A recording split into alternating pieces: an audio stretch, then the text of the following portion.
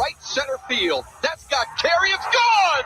Number 500 and history for Miguel Cabrera. Bottom line is, man, it's hard to break us now. It's hard to break us. As a matter of fact, you ain't going to do it. Open look, Gomez, he hits it!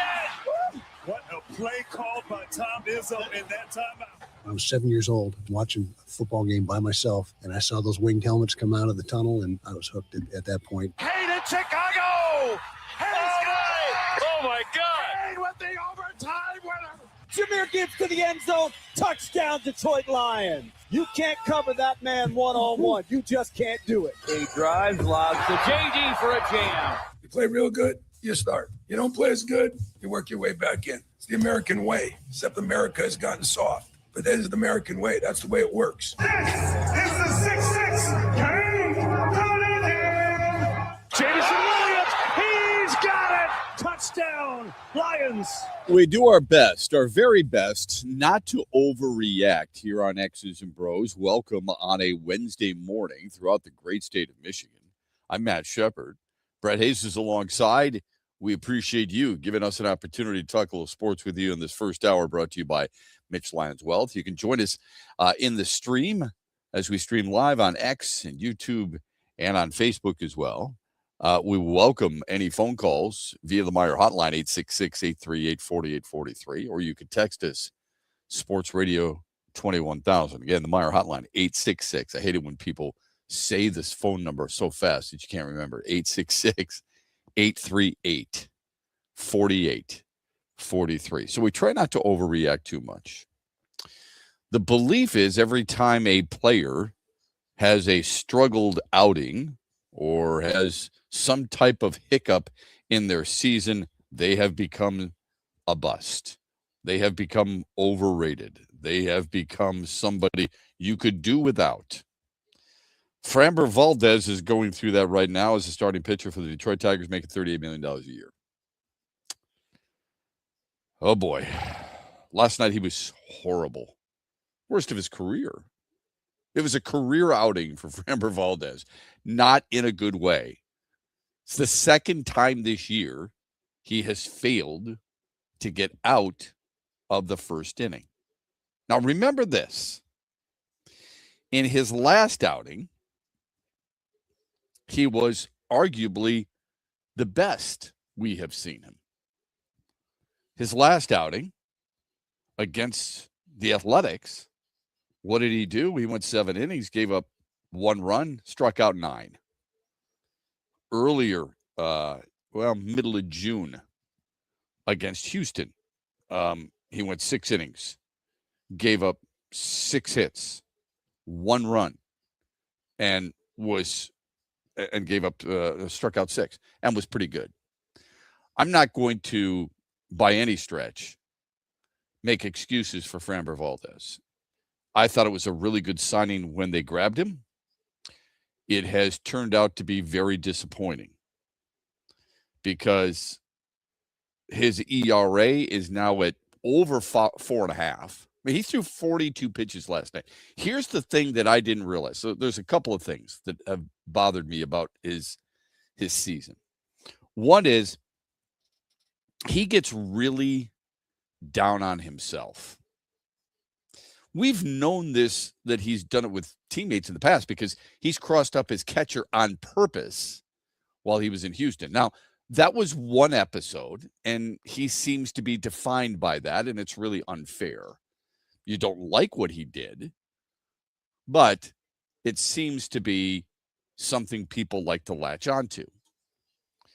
We do that with certain players, depending on what it is they did.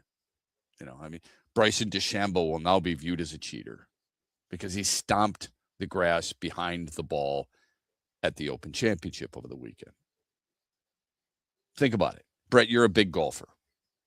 If I say to you, Patrick Reed, what do you think of? Right. You don't think of Captain America at the Ryder Cup and how competitive he is and how much he loves wearing the Stars and Stripes. You think that he's been caught, at least accused of, clubbing the head of his sand wedge in the sand, which you can't do. improving his lie at times. That's exactly how people are going to view Bryson DeChambeau. Even though he overcame so many negative comments and thoughts and perceptions early in his career. So anyway, so that's how many people observe certain athletes. I think Framber Valdez carries with him a little bit of that burden. And I'm not saying it isn't worthy. I'm just saying that's not how everyone should be defined. I mean, maybe if Framber Valdez did it more than once, maybe if he did it 4 or 5 times, it would be bothersome. Maybe even if he did it a couple of times to the same catcher, that's a problem, right? But you knew he was in trouble last night when on the very first batter, Pete Crow Armstrong, he takes a walk behind the mound. I think in the first 6 pitches, he took a walk behind the mound 4 times, which tells you either he's lacking confidence, he doesn't feel his stuff, he's upset himself. He was just in a foul mood last night. He lasted 42 pitches, and that's it. On a night, by the way, the Tigers needed their starter to go deep. Good thing they brought up Ty Madden. Ty Madden, who's been better in the majors than he is in the minors. They needed that arm last night. Brendan Hanafy came in. And then you go to the gong show that is Major League Baseball these days and throwing position players. Zach McKinstry, then Jake Rogers, who, by the way, had more strikeouts than Framber Valdez last night. This doesn't mean it was a brutal signing by Scott Harris yet. All right? Not yet. But Framber Valdez is now a guy who's 5-7. He's got a whip of 1.4. And the other thing that is really concerning is that, and I said this when they signed him. Again, full transparency, I like that they signed him. I said, he's a ground ball pitcher. And because he's a ground ball pitcher, you're going to require a good defense on the infield behind him. I don't know what the hell Gleyber Torres was doing last night. Honestly. I mean, everybody is pumping the tires from the night before. All he does, I heard an interview with A.J. Hinch on MLB radio yesterday. All he does is get on base. And he did. He got on base 4 times in his first game back. All he does is he just does the right things. Blah, blah, blah, blah, blah, right? All these different things. And I think he's been a steady player for Detroit. I do. I think Gleyber Torres has been better than I thought. But the thing I said when they signed him, and he went 0 for 4 with 3 strikeouts last night, which nobody will talk about because they're only going to be focused on Framber Valdez. That's all they're going to talk about. But I said, I can't stand his defense. I don't think he's a good defensive player. Numbers would indicate that. Outs above average show that. Defensive run save show that. And he becomes an all-star and everybody loves it and so on and so forth. And I thought, well, wait, hold on a second. What about the overall player? We're talking about the body of work, not just the offensive side. Even though I know the offensive side gets a hell of a lot more attention, and I understand that. But Gleyber Torres last night, should have gotten to the ground ball, number one. And number two, the shallow fly ball to right with him and Malgeri, what the hell is he doing?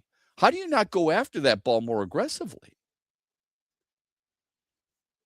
Neither one was marked as an error. They can't be, but both plays should have been made.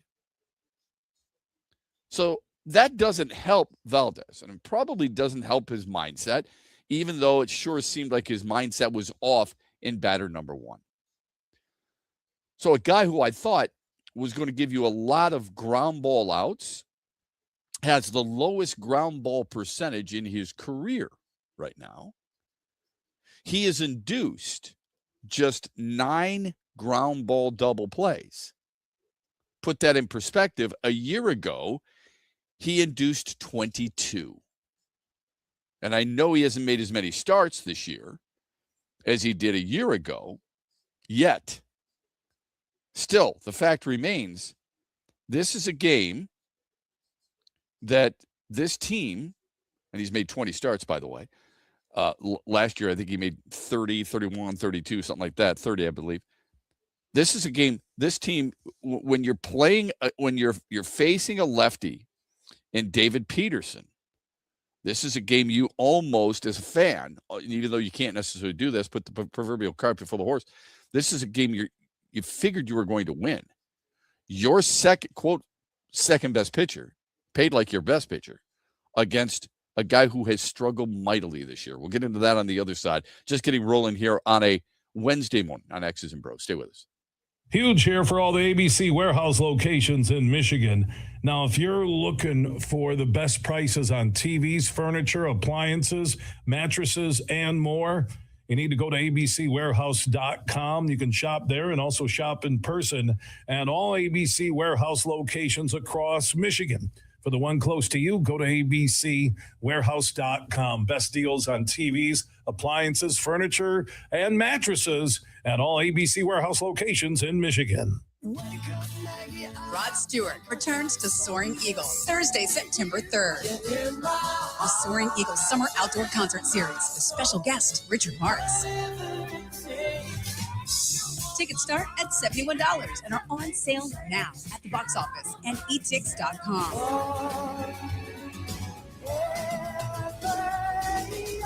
One last time, Rod Stewart with Richard Marx, September 3rd. SoaringEagleCasino.com. Where are you watching the Tigers this year? Superfly Hayes here for Detroit Sportsnet. Sign up like the Huge Show did with the Detroit Sportsnet Tigers Wings package. Subscription info at tigers.com and MLB.com.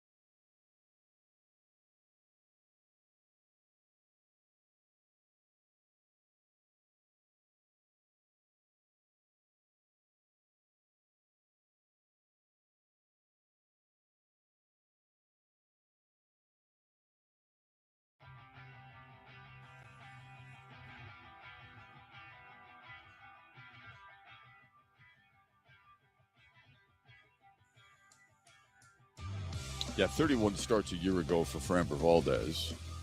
13 wins for Framber Valdez. 2 complete games for Framber Valdez. A 1.2 whip. And an ERA for Framber Valdez of 3.6 last year. Wasn't the greatest season of his career by any stretch. That was probably 2022 when he had a sub-3 ERA and won 17 games. Also that year had a whip of 1.1. So this contract will be viewed right now as a bit of an albatross at age 32 and making $38 million. It'll also be fuel for people to use, and probably rightfully so. Why would you be willing to spend that much money on this guy, but not on Tarik Skubal? Although Tarik Skubal is going to demand more. Right? Why would you be willing to do that and not spend more money on Casey Mize, whatever his price tag will be? That will start with a 2 in front of it. Seriously. I mean, every Tiger pitcher is going to be able to go in front of an arbitrator or in front of their front office and say, hey, listen, you are willing to sign Jack Flaherty for $25 million a year. You're willing to sign Framber Valdez for $38 million a year. And you're going to tell me that I'm not worthy? Look at my numbers. Mistakes. They happen. And who says that this is a long-term mistake overall? Remember, earlier this year, everybody, there was a call to have A.J. Hinch fired. And suddenly that team in June 1st until last night had the best record in baseball since June 1st. And I didn't hear anybody talk about that afterwards. There are people, and rightfully so, who are concerned about this signing. They should be.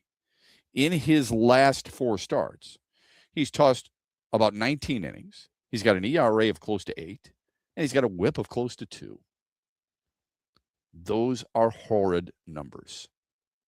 You cannot. Sometimes numbers lie, and sometimes they tell the truth.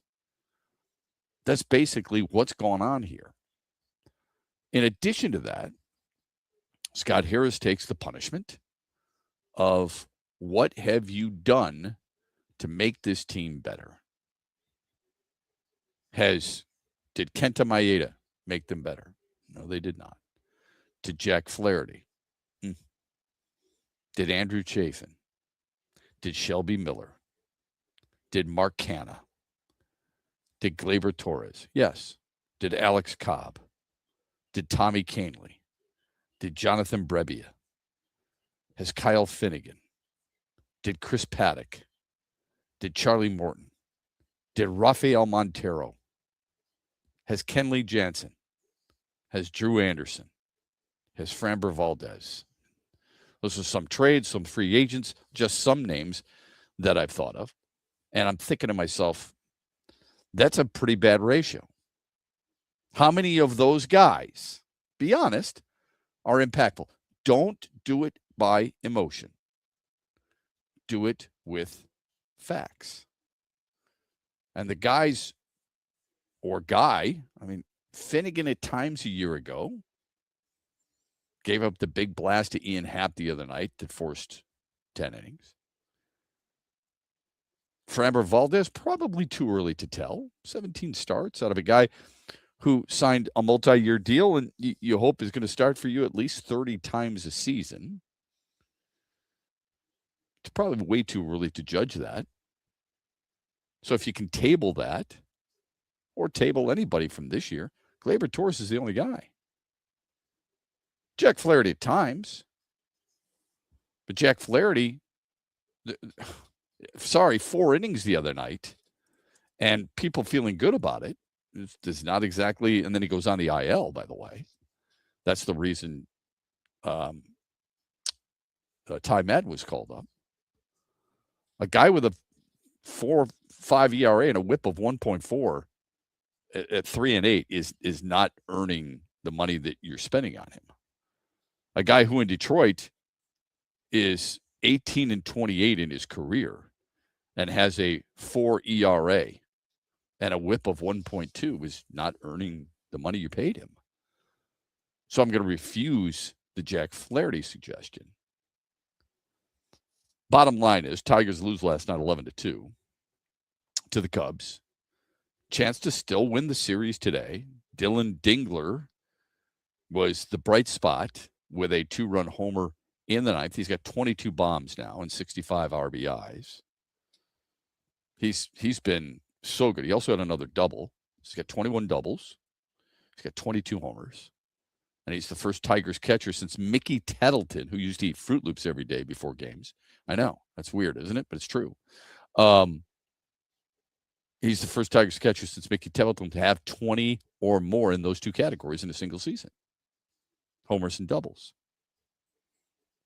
Detroit 7 hits, Chicago 11. The difference, Chicago walked 11 times. So the series wrap-up is tonight. Cater Montero hoping to give the Tigers the series win. Lions Pro Bowl tight end. The good news here, all right? Let's try to spin this into a positive. Sam Laporta, who is out with a herniated disc in his back, fully cleared earlier this month, sets him up for training camp. Tim Twentyman says, full bore. That's great. And Tim Twentyman is going to join us at 8:35. Lions, by the way, 32 up, 10 down with Laporta in the lineup. Last year, they averaged 31 points per game in the 9 games he played. Without him, they averaged about 24 points per game. This could be another blow for the Detroit Red Wings. I don't know, but everybody was speculating, could the Wings trade Dylan Larkin to Dallas for Jason Robertson, who's going to be a free agent? Dallas signed him to a 1-year, $12 million contract. Remember, he turned $15 million a year down on a multi-year deal to Seattle. He also voided a trade to St. Louis. He stays in Dallas, 1 year, $12 million. He will be an unrestricted free agent next summer, eligible to sign an extension January 1st. Before you put your eggs in a basket for Jason Robertson, who played his Little League hockey here, and everybody wants him, and I get it because he can score, flat out score. 45 goals a year ago, a career high. Dude lights it up off the wing. Just remember, you're not addressing your biggest need. When we talk about teams' biggest needs, all right, let me put it this way. When we wanted a defensive end for the Lions, if they got a defensive tackle, would that have quieted you? No. When the Pistons needed a three-point shooter, and they just get a guy who doesn't shoot a lot of triples, but posts up, is that good enough for you? Probably not. If the Tigers needed a right-handed power bat, and they ended up getting a left-handed punch and Judy guy, just slap hitter, Luis Ariz, that type of player, would that satisfy you? No. Jason Robertson would put the puck in the net, but their biggest need is a center, and he doesn't play that position. So I wonder how much that affects the Wings, if at all, now that Jason Robertson's there. If you notice, and we've said this for a while now, if you notice, there's teams out there, I mean, if they want Dylan Larkin, they're sure not showing it. At least on the surface. They might be showing it with prospects and maybe future draft picks, but they're not showing it with NHL players. Here's our Mitchell Lions Wealth poll question. Most disappointing team in the American League so far? Is it Toronto, Baltimore, Detroit, or Kansas City? I know you're going, Kansas City. What the hell are you talking about? There's a lot of people who thought Kansas City might win this division before the year started. And right now, Kansas City, after winning last night, is 42 up and 60 down. They are a minus 97, second worst in the American League to the Athletics in run scoring differential.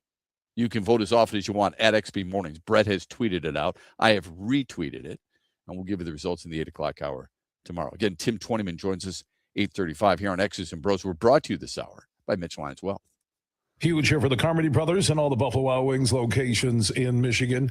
Hey, summer's in full swing. You can watch all the Tigers games at all Buffalo Wild Wings locations. Also, the football season will be here before you know it. Lions, Michigan, Michigan State, Central, Western, Eastern, Grand Valley, Ferris, Michigan Tech, Saginaw Valley State, Northwood, and more on all the TVs all season long and all Buffalo Wild Wings in Michigan. The big shows are at Soaring Eagle. Eric Church. All you gotta do is put a drink in my hand. Friday, August 14th with special guest Ashley McBride. The Free the Machine Tour, part of the Soaring Eagle Summer Outdoor Concert Series. Tickets start at $87 and are on sale now at the box office and etix.com. Drink a little drink, smoke a little smoke. The party starts with Eric Church plus Ashley McBride. August 14th at Soaring Eagle Casino and Resort.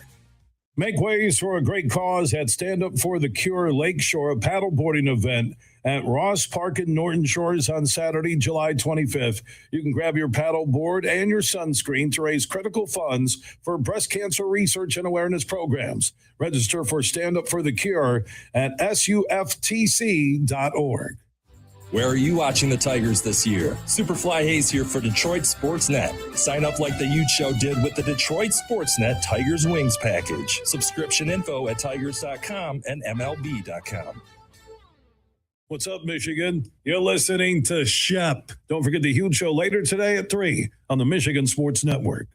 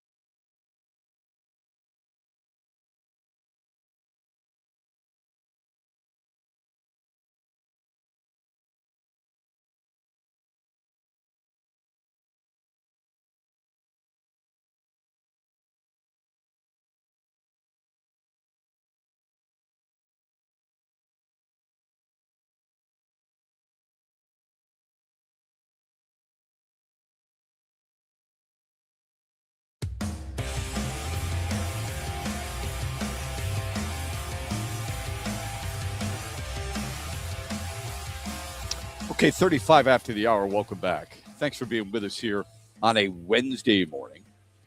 X's and Bros throughout the great state of Michigan. We are broadcasting throughout the state in Cadillac on WKAD, the Ticket 93.7 FM. Of course, in Grand Rapids, that also serves Kalamazoo. Hi there to our friends at Western Michigan. In Holland, hi there to our friends at Hope, for example. Of course, Grand Rapids, you want to say hi to Grand Valley and Fair State as well, who's in Big Rapids. Anyway, they're on WMAX 96.1 FM, The Game. WMBN 104.7 FM, The Ticket, Northern Michigan. Hello to folks up in Petoskey and Charlevoix, and one of the most gorgeous places you could find. It's phenomenal up there. Just absolutely love it. In Traverse City, equally as beautiful, WKAD 93.7 FM, The Ticket. And in Lansing, WVFN, as they get ready for a big football season under Pat Fitzgerald, 7:30 a.m., The Game. And, of course, we stream live on X, on YouTube, and on Facebook. You can join us in the stream anytime you want. You can call us anytime you want. The Meyer Hotline, 866-838-4843. Tim Twentyman, DetroitLions.com, joins us 8:35. He's the one first to report about Sam Laporta and the good news there. Very important piece to the Lions offense. Would I say he's a critical piece? Probably not. It's not like the same impact of Amon-Ra St. Brown, probably even Jameson Williams or Jahmyr Gibbs or Jared Goff, or Penei Sewell, but he's an important piece. He completes the process for Detroit, perhaps. So he joins us at 8:35. Just in case you were wondering last night, with the Tigers' 11-2 loss, unfortunately, to the Cubs in Chicago, Kevin McGonigal, a guy who was batting second in the lineup because Gleyber Torres was leading off, went 1 for 3. That means McGonigal has reached base 170 times in his first 98 games. Since 1980, only 4 players under the age of 21 have reached that mark through that many games in their first season. Juan Soto, Mike Trout, Alex Rodriguez, Ricky Henderson. I almost said 3. Yeah, I guess I would. 3 of those 4 I'd love to have on my team. Obviously, Ricky Henderson, who I would consider the greatest leadoff man of all time. Alex Rodriguez, he's a cheater. It would be a struggle, but he was a hell of a player. And Trout. Juan Soto, I just think his defense is awful, and I hate the effort. Anyway, that's neither here nor there. Just wanted to give you that little heads up there. Here's the other thing that I think we need to understand. While we talk about Framber Valdez, and rightfully so, I might add, have we seen the number of players who have struggled mightily so far this season after having big years last year? Like, how closely are you paying attention to other big names? Probably not. And I don't blame you. I try to keep this in mind every time I bring up this topic. You care about the Detroit Tigers, and that's it. You don't give a rat's tail how Kansas City's doing. You're tired of being having the Yankees and the Dodgers shoved down your throat, so you probably get enough info in that regard. And you're a baseball fan just enough to also know that, the Boston Red Sox have won 14 games in a row. They got rained out yesterday. So with Detroit losing, Chicago got blown out by Texas yesterday. So Detroit remains 6.5 back. Cleveland won. So Cleveland and Chicago are now tied for the division lead. So Detroit remains 6.5 back. And I thought to myself, how do people look at this? Do they look at it as a blown or missed opportunity of gaining a game on the White Sox? Or do they look at it as, at least they lost as well as we did? It's going to be really hard to go back and forth. I know consistency is a word everybody likes to use. I use it too. I think they have been obviously consistent since June 1st. You're just not going to win every single game. The problem is you were in such a big hole, you have to be better than consistent. They are now 5 games back in the wild card. which doesn't seem insurmountable until you look at Seattle, Baltimore, Minnesota, and Houston all ahead of you. Seattle, Baltimore, Minnesota, Houston, and of course Boston.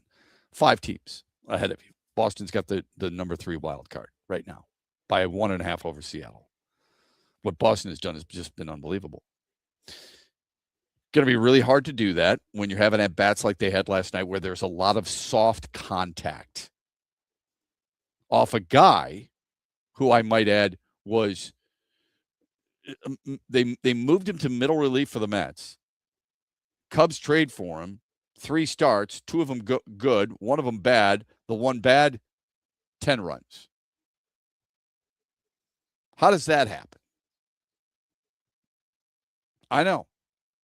It's a question that really doesn't have an answer, to be honest with you, because there's a reason that David Peterson is in the majors and has been in the majors for a while now at age 30. He's a big guy. I mean, 6'6", 240, doesn't overpower you by any stretch. Why does he get right against us is what a lot of people probably would be saying last night, and I completely understand that. But think about this. In the offseason, there's a lot of people that, how do we fix the first base problem? Vladimir Guerrero. He's batting .256 with 6 bombs. That's it. Pete Alonso. He's batting .246 with 21 homers. Now he's got 66 RBIs, too. So there's a stark difference there, and I understand why people would definitely want those guys. Alonso's not a great defensive first baseman, but neither is Spencer Torkelson. Torkelson's got 18 homers. He's got 49 RBIs. It's not what Alonso's got, that's for sure. But he's 3 homers away from him. He's also batting .206, which doesn't help you. His on base is 300. Those are not good numbers. But I'm just giving you an idea of 2 big-name first basemen and what has happened. I mean, Guerrero played in 95 of Toronto's first 100 games and has been ranked as the number 220 overall player and 32nd first baseman in fantasy production, if that means something to you. If you recall, people like yours truly would love to have a guy like Hunter Brown. Hunter Brown has not been good. 3 July starts, he's got an ERA of 8. All right? He's got a whip of close to 2. Cal Raleigh last year was an MVP candidate, and I thought he should have been MVP. Lost out to Aaron Judge. 10 homers, and he's batting 162. These are the dangers that you have when you want to sign somebody long term. And I wouldn't say they're not proven, because Cal Raleigh had 60 homers last year, had 34 the year before, and 30 the year before that. How does he drop off so significantly? In every category. His OBP is 266. You could make a case he should not be playing. Anybody else with that resume, current resume, not historical, would not be playing. Geraldo Perdomo has been a massive disappointment. How many wanted Alex Bregman? Now, we didn't even talk about this yesterday, but Alex, because we were talking about the Tigers' victory in general and the type of night that McGonigal had and Torres had and Green had and Dingler had and Torkelson coming through with the bases loaded for the first time in God knows how long. Alex Bregman had the bases juiced in the 9th against Kenley Jansen and was ahead in the count 3-0. And he struck out on ball 4. I thought to myself, if he was a Tiger and did that, oh, man, the amount of vitriol that he would have been facing, and Scott Harris would have been facing. But Alex Bregman has not been what the Cubs expected by any stretch, right? You got to admit that. He was the power right-handed bat playing third base for us, Shep. Really. 1 for 4 last night. He's batting 240. He's got 10 homers. 10 home runs. That's it. If you look that up among third basemen, how many qualify? That could be very, because Kevin McGonigal plays third base sometimes. So how many are we looking at here? He plays shortstop. He plays. How do you go about determining that? All I know is this: the 10 home runs by Alex Bregman. There's plenty of guys: Junior Caminero, Manny Machado, Miguel Vargas, Max Muncy, Curtis Mead, Nolan Arenado. A lot of them have a lot more home runs than he does. I'm talking about with third base. Okay. So he hasn't been good. Nico Horner for the Cubs. 247, 4 homers. Freddie Peralta for the Mets is on the trade block. Jarren Duran for the Red Sox. Jose Altuve, Taylor Ward. We could go on and on and on. And again, this doesn't make it easier for you to digest how poor Framber Valdez has been. That is not my point. My point is that it's a risk, obviously. You know this. It's a risk anytime you're taking a chance on some of these guys, especially with long-term contracts. How about this one? This might be the biggest surprise. Bo Bichette. How many people wanted Bo Bichette? He's not a great defensive player. You thought, and quite honestly, he swings at probably too many pitches. That's who he's always been. But he was a free agent. How many people wanted him? Sheppy led the league in hits in back-to-back years. Right. 191 one year, 189 the next. Right. Now he's always been a Toronto Blue Jay. First 7 years of his career, a Toronto Blue Jay. Now he's a New York Met. What's he got? 10 homers, batting 256 and an OBP of 300. Not good. Not good at all. Last year with Toronto, his OBP was 360 or close to it. He had 18 homers and 94 RBIs. And people say he strikes out a lot. Last year, he struck out 91 times. So far, he's struck out almost 60 times. How many people wanted him? He's not a Gold Glove third baseman or shortstop. He's not going to be a Gold Glover for you. So he has to deliver offensively. That's the reason you can accept Gleyber Torres a little bit more. He's not going to win you a Gold Glove. So he's got to be good offensively. We all want consistency. We all want really good players. I want complete players. How many do you have? I don't know. I'd like to think Riley Green's pretty complete, but then you could bring up his running. I didn't say 5-tool. I said complete. I want them good offensively and good defensively. Is that too much to ask? I think Kevin McGonigal is good offensively and good defensively. I think Dylan Dingler is way above average defensively and from a catcher standpoint, offensively too. Not overall offensively, but from a catcher standpoint, you're damn right. He's the best catcher in baseball. He gives you both offensively and defensively what you want, what you need. It's a good NXS song. Give it what you want. Give it what you need. But what about Kyle Tucker? How much of a bust, if people are going to look at busts, see, it's easy to overlook this. Why? Because the Dodgers are a dominant team. They spend money on a lot of guys, but it's interesting. When you bring up the Dodgers, you bring up, of course, Freddie Freeman, you bring up Mookie Betts, you bring up Will Smith, you bring up, players who are among the best at what they do. Kyle Tucker would have been in that conversation.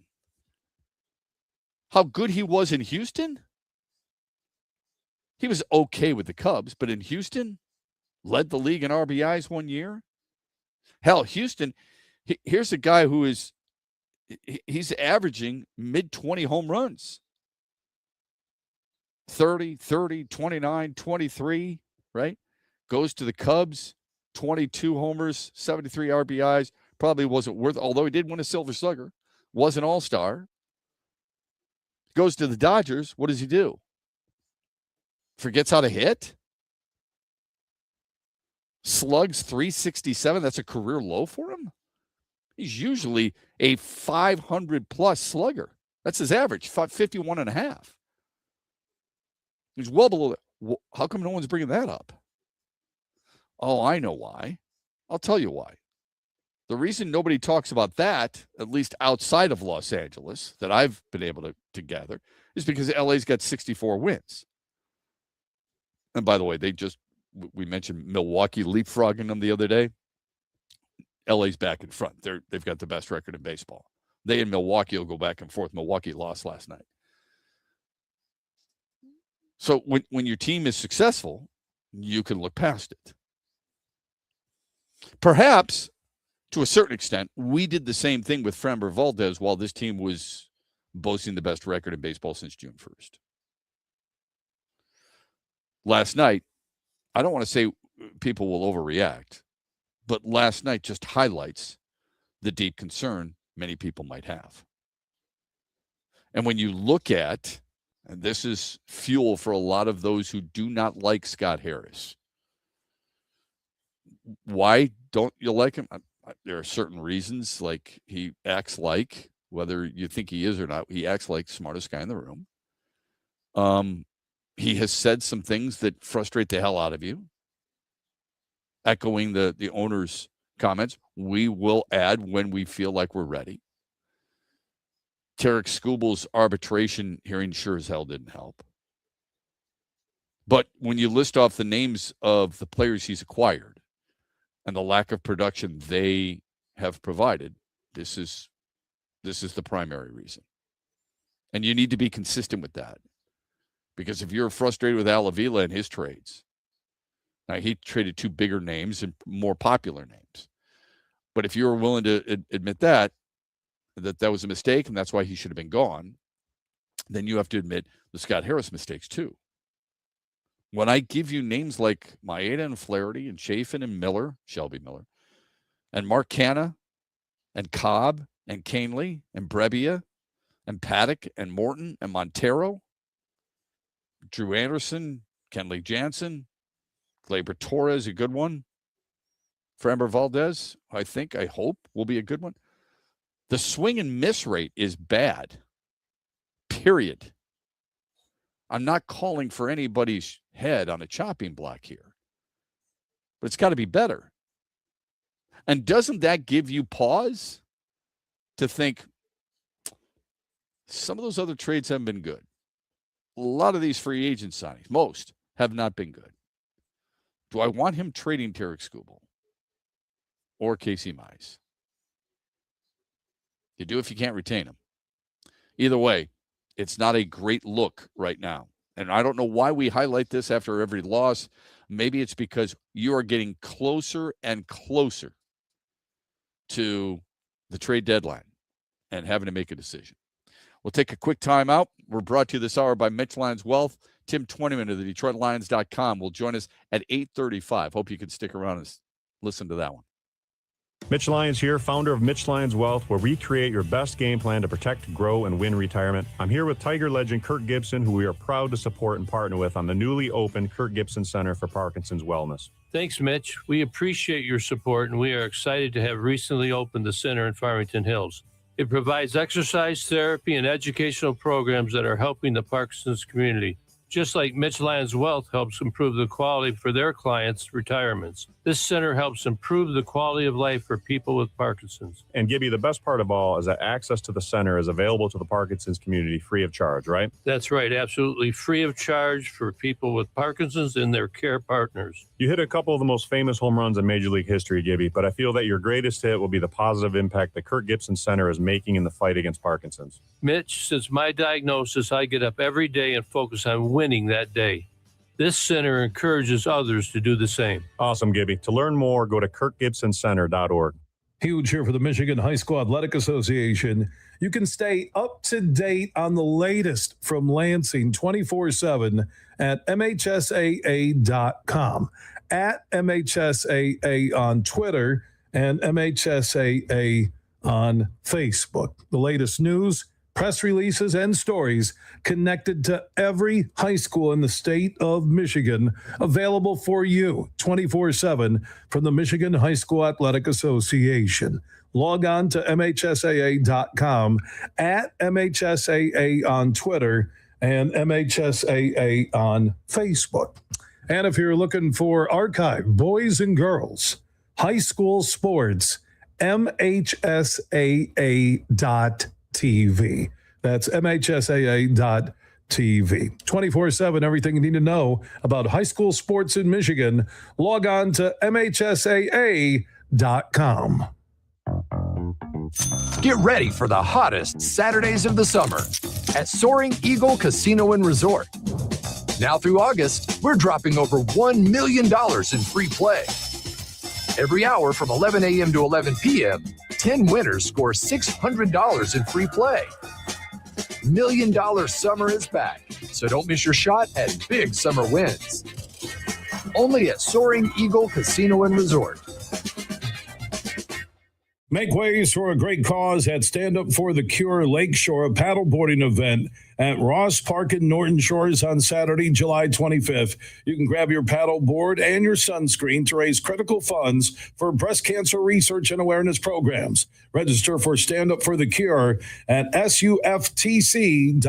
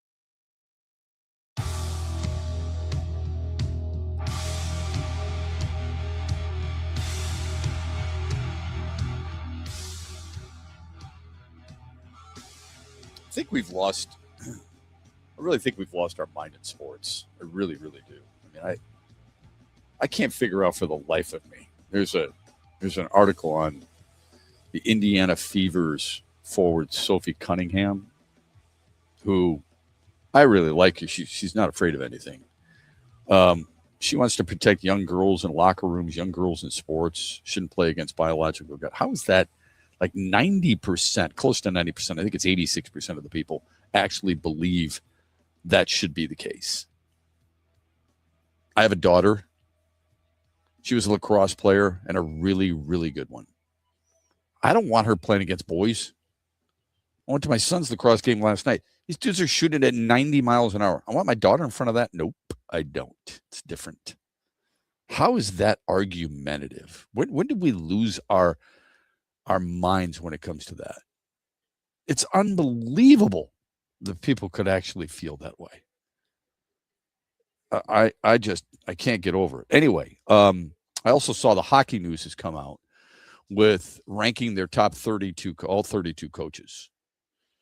Where would you think Todd McClellan ranks, the Red Wings coach? 17. Here's what they write. McClellan has more NHL experience than virtually anyone, and he's ranked this high in part because he has 1,274 regular season games of experience under his belt. Why should that matter? Shouldn't it matter what you do while you're coaching that many games? He's returned to the Red Wings, they write, organization. He won a Stanley Cup with as an assistant in 2007, 2008, and McClellan would be rated higher on this list if it weren't for Detroit's struggles since he took over the reins in December of 2024. Oh, no kidding. Red Wings finished sixth in the Atlantic Division in both the past two seasons. This year's abysmal late-season collapse really hurts McClellan's stock on the list. He has coached 4 different teams, the Wings, Kings, Oilers, and Sharks, and he's under the gun to turn things around in Detroit, especially now that Detroit GM Steve Eisman has been fired, quote unquote. Would it be nice to get a coach and have him be successful enough where we don't have to worry about this type of theater in the offseason on a regular basis? I mean, just for a little bit. That's such a long stretch. Jacques Demers, Brian Murray, Scotty Bowman, right? All good coaches, very good coaches.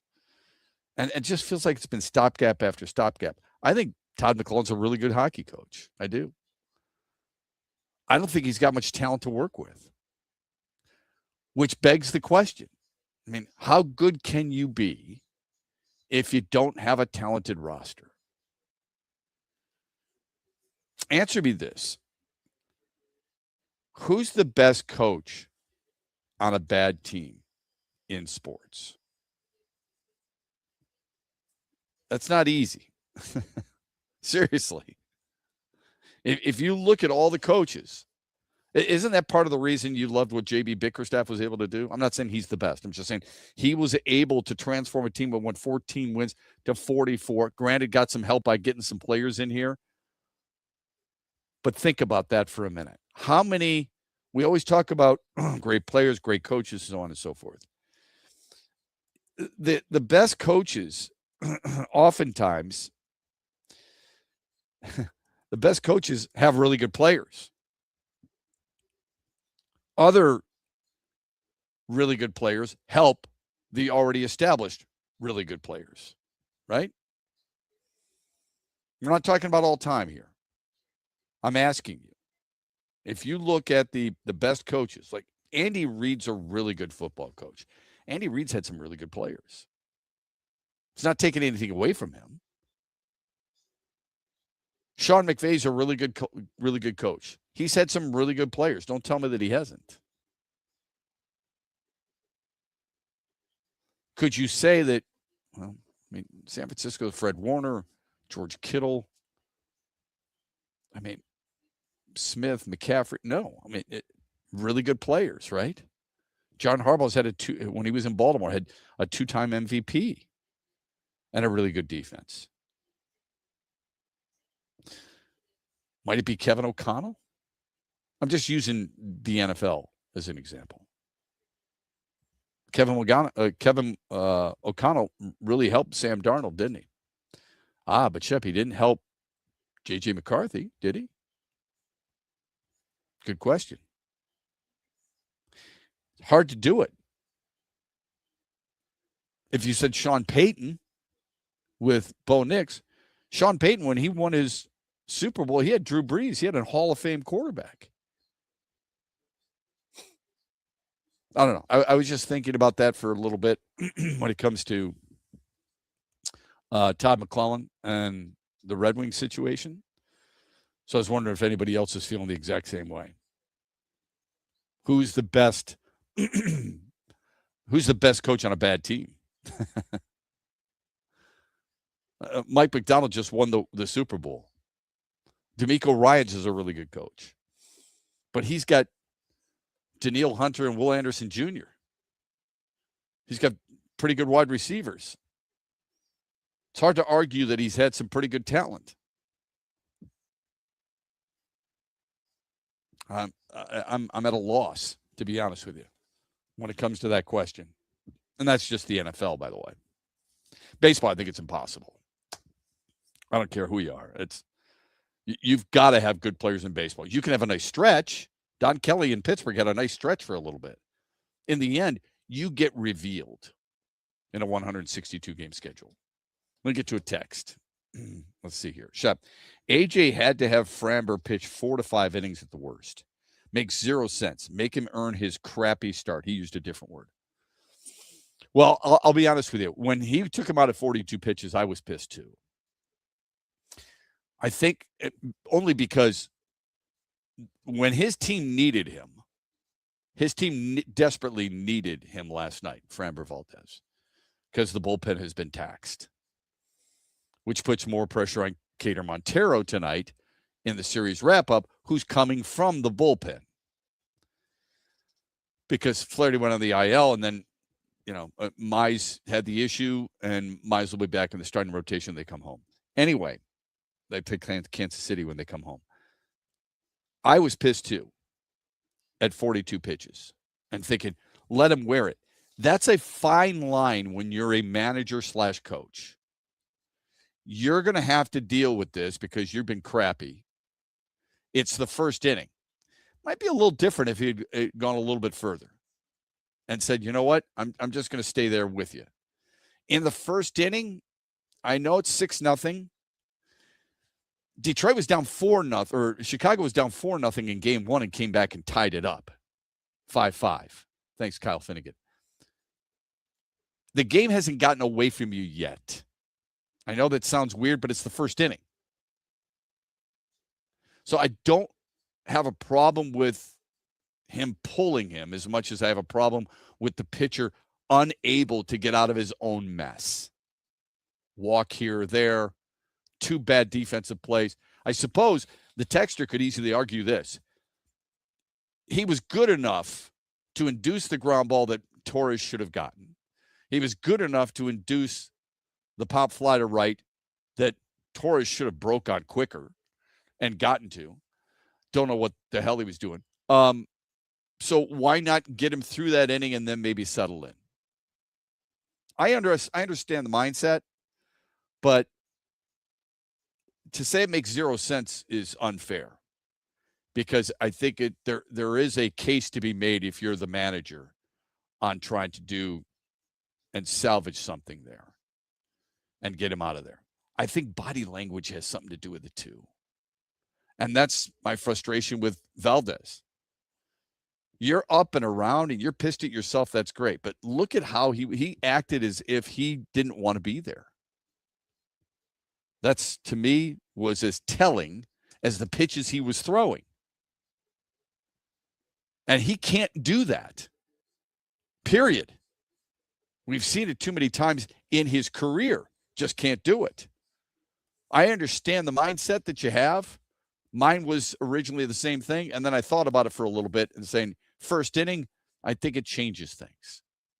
Our phone number on the Meijer hotline, 866-838-4843. Tim Twentyman joins us 8:35. I think you'll enjoy that conversation. We'll talk some Lions when we come back and get to a few more of your texts as well. This is X's and Bros on the Michigan Sports Network. And we're brought to you this hour by Meijer.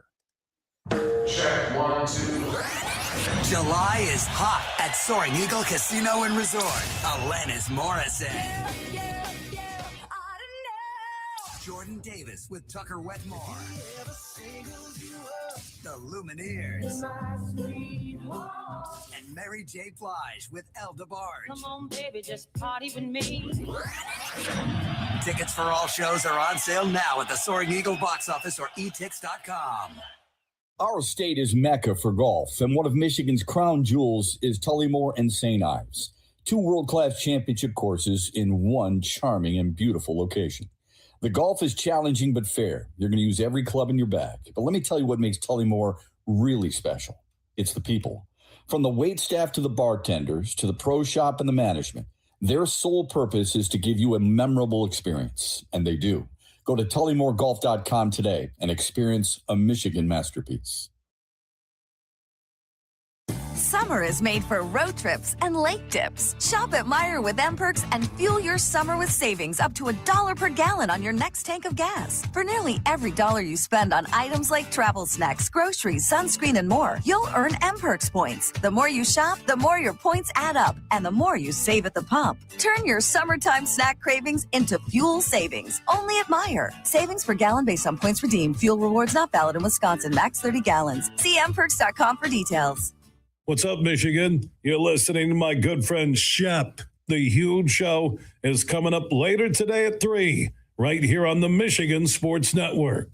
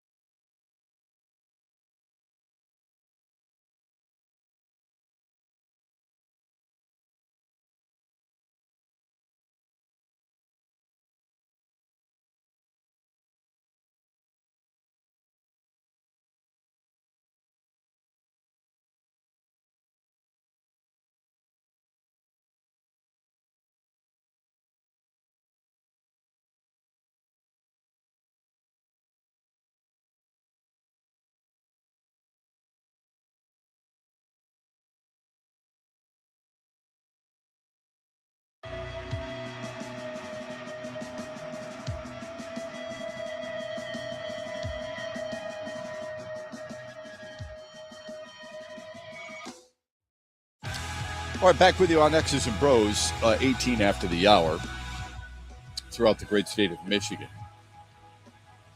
I was talking about maybe the best manager on a bad team. Somebody had texted Glenn Sather after Edmonton. I think the problem with that is Glenn Sather is already established. Won cups in Edmonton. Joe Torre, until he got to New York, are good examples. Well, yeah, Joe Torre won, what did he win? 6 pennants and 4 World Series with the Yankees. He did win a division title with the Braves. I think he won 89 games, but he was bad in St. Louis. He was terrible with the Mets. I assume that the text is referring to the Yankees, because when you say when he got to New York, he was already in New York, if you recall. I mean, really good player in New York. He's an MVP. But he was also the Mets manager for 6 years. He was actually a player manager his first year. But he was a manager, but they finished 6th, 5th, 4th, and 5th. So it was pretty damn bad. He goes to Atlanta, and he wins a division title. What was the difference? Well, in Atlanta, he had Chris Chambliss. He had Bob Horner, God rest his soul. He had Dale Murphy. He had Phil Niekro, Bob Walk. He had some pretty good players in Atlanta. He had really good players with the Yankees, obviously. Here's another good example. And I don't, maybe it's not a good example. I'm sorry. I was thinking more of a guy who has actually grown in his job. When Terry Francona was the manager of the Phillies, they finished in last place twice and in third place twice before they got rid of him. He goes to Boston, and in his first year, I mean, he was out for 4 years. He was a Major League Baseball manager at age 38, 39, 40, and 41, and couldn't get it done in Philly. He went to Boston in 2004 after being out of the game, managerial-wise, for 4 years. He goes to Boston, and he's got Manny Ramirez and Johnny Damon and David Ortiz and Jason Varitek and Kevin Millar and Kevin Youkilis, but he's also got Pedro Martinez and Curt Schilling and Tim Wakefield and some pretty good pitchers, and they win the World Series. That's kind of a good example, isn't it? 3 years later, he wins the World Series again. Then he goes to Cleveland, and he wins the division title 3 consecutive years and 4 times overall, including 1 year where they won the pennant in 2016. I mean, they won 102 games in Cleveland in 2017. I'm sure Terry Francona is a big reason why. You know what else is a big reason why? Carlos Santana, Francisco Lindor, Jose Ramirez. On top of that, Trevor Bauer, Mike Clevenger, Carlos Carrasco, Corey Kluber. That helps the argument, don't you think, for a manager? And that's the reason he stayed in Cleveland for 11 years. Not a knock on Terry Francona, because he's won over 2,000 games. That's a hell of a job. Okay? He's lost 1,000. He's lost actually 1,800, but he's won over 2,000 games. That's really impressive. He's in Cincinnati now, and they're in last place. He's in Cincinnati, and they are 9 games under 500. Why is that? Here's a big reason. He doesn't have a lot of really good players. So I'm not saying Terry Francona is not a really good manager. He is. I'm not saying Joe Torre is not a good manager. He is. I'm not saying some of the aforementioned NFL coaches aren't good coaches. They are. But what gets them over the top are really good players. Jim Leyland used to say it all the time. When he and I would have conversations about, well, chemistry, what would he say? chemistry is a class you take in school. Give me really good players, and I'll win. That's what you need. For some reason or another, there's a lot of people in front offices, not just in, I'm not talking even just baseball, but who feel like they can get by with just average players. The other players are going to make them better. With all due respect, it's hard for Cade Cunningham to make somebody else make a three-point shot from the corner. He can feed him the pass in the right spot. He can break down a defense that gives him an open look. The players got to be able to do it. Via text, Shep, I would actually say AJ pulled Framber Valdez because he knows Framber is a little bit of a you-know-what. Maybe he did. Since he knows him that well. Yeah, you could be right there. Via text, question, Shep. Let's just say Harris does not want to trade the big two. I think he's referring to Mize and Skubal there, not in that order. Could be instead go trade for a right-handed bat or two, then putting Job and Montero in the back end of the bullpen with Tarek, Mize, Flaherty, and Melton starting. That be good enough to go into the playoffs deep or through the playoffs? Thinking outside the box if Harris sits on his hands and does nothing. I don't know. Well, Montero's proven that he can come out of the bullpen. Job, obviously, his first major league appearance came in a playoff out of the bullpen. I think they could do that. Yeah.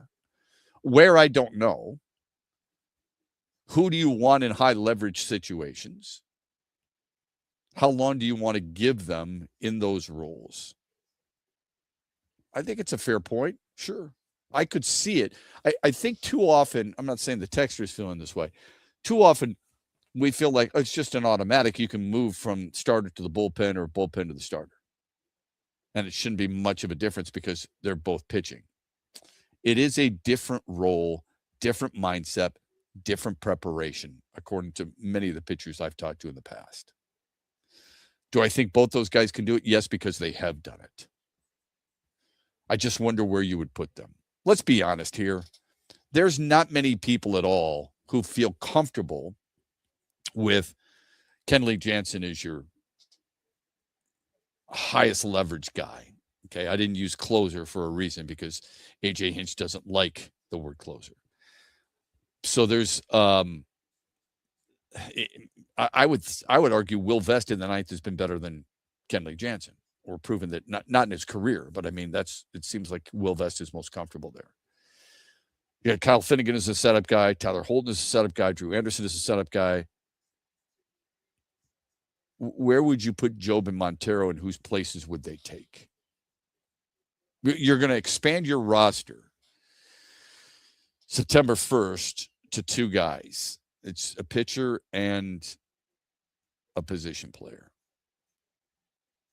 So Job comes back. I don't know if Will Vest will ever come back, but Job comes back. Whose place does he take? So that's a question that needs to be answered. I know you might think it's easy, but it's a question that needs to be answered. And then when you do have the role, see, it's not just as easy as just putting one guy in for another. Players have roles, and they thrive on those roles. My question to you would be, whose place would he take in that bullpen? And I know you're probably going, I don't care because the bullpen hadn't been very good. I understand that mindset for sure. Because I tend to feel the same way. I want him in there. I'm just asking you where. I want him as a starter, personally. Why do we feel like Jack Flaherty's got to be a starter? When we bring all this up, we bring up Troy Melton, love it. You bring up Mize and Skubal, everyone, and Valdez. You didn't mention Valdez in that whole thing. Because the starting rotation would be Tarek Skubal, Framber Valdez, Casey Mize. I like Troy Melton. Why do we assume that the fifth has got to be Jack Flaherty? Why can't he go to the bullpen and Jackson Jobe be your starter? Flaherty's not going to be with you next year. Jobe will be a key piece for you moving forward. This hour of X's and Bros is brought to you by Meijer. Shop the Meijer 7 for 7 sale and make your next shopping trip a good deal better. Through August 4th, pay just $1 each when you mix or match any 7 or more items. Summer fresh favorites like seedless mini cucumbers, red, yellow, or orange bell peppers, and select varieties of Oikos Light and Fit or Chobani yogurt, Kraft mac and cheese, Powerade, or sparkling iced beverages. Getting more for your money with the Meijer 7 for 7 sale through August 4th. That's good life quality and real low prices. Only at Meijer. Exclusions apply. See the Meijer app for details. The Freddie the Pizza Man Foundation is dedicated to providing support to families and Michigan schools touched by autism. We invite you to join us in supporting these families and schools by making a donation at freddythepizzaman.com. With your donation, you can help provide essential resources that can make a real impact. Visit freddythepizzaman.com to make a donation and to learn more about the foundation's mission. That's FREDI thepizzaman.com. Together, we can make a difference. Make ways for a great cause at Stand Up for the Cure Lakeshore paddleboarding event at Ross Park in Norton Shores on Saturday, July 25th. You can grab your paddleboard and your sunscreen to raise critical funds for breast cancer research and awareness programs. Register for Stand Up for the Cure at suftc.org. Where are you watching the Tigers this year? Superfly Hayes here for Detroit Sports Net. Sign up like the Ute Show did with the Detroit Sports Net Tigers Wings package. Subscription info at tigers.com and MLB.com.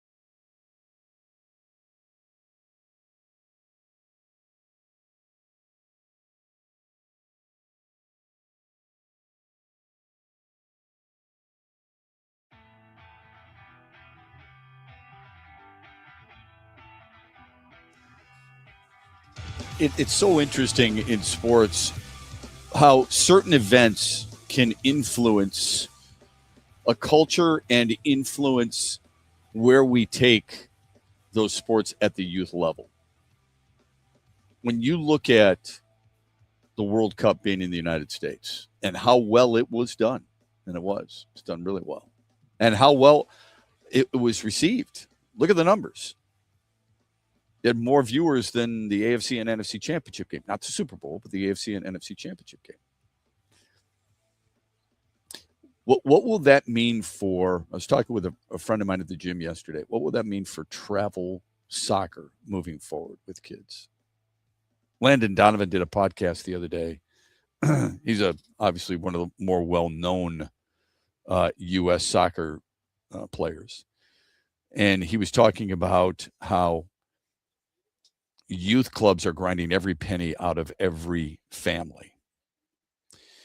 And I'm thinking to myself, how is that any different than other sports? It's not. He was talking about how all these youth clubs are being coached by people who don't know anything about it. I'm sure that happens with a lot of travel sports. What I've noticed, and I've noticed this probably over the last, 10 to 15 years, maybe more like 10.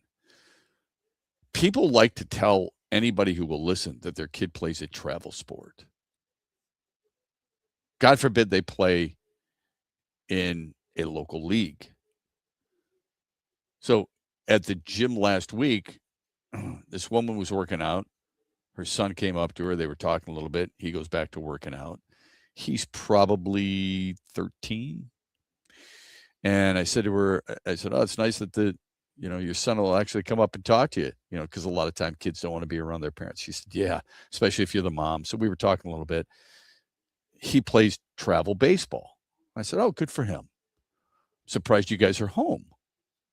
Because it was Friday, and, usually travel, you're gone for the entire weekend, travel sports. She says, oh, no, the furthest we go is, and she gave a city, I don't know if it was Saline or Dexter or wherever. It wasn't real far. To me, not being snotty here, but travel meant leaving the state. When I was a kid, we played in Ohio, we played in Kentucky, we played in Tennessee. We went down south and played, right? We played teams from all over the country. We played in the state. Sure, you had to win a regional, and we were fortunate. We won 4 straight regional championships. We won 4 straight state championships as our travel team. I played where the Blue Jays played in Knoxville, Tennessee, against a team from Puerto Rico. I remember that because I made the last out. But anyway, that to me was travel. Today, travel is like, well, anything outside a city or township league. And we want to push them into travel at age 6, age 7, age 8. So we can quickly get them the best competition. Are you truly doing that? That's up to each family's discretion. Okay. Again, different definitions for travel. My son played travel lacrosse. They played in Maryland. My daughter played travel lacrosse. They played in Baltimore.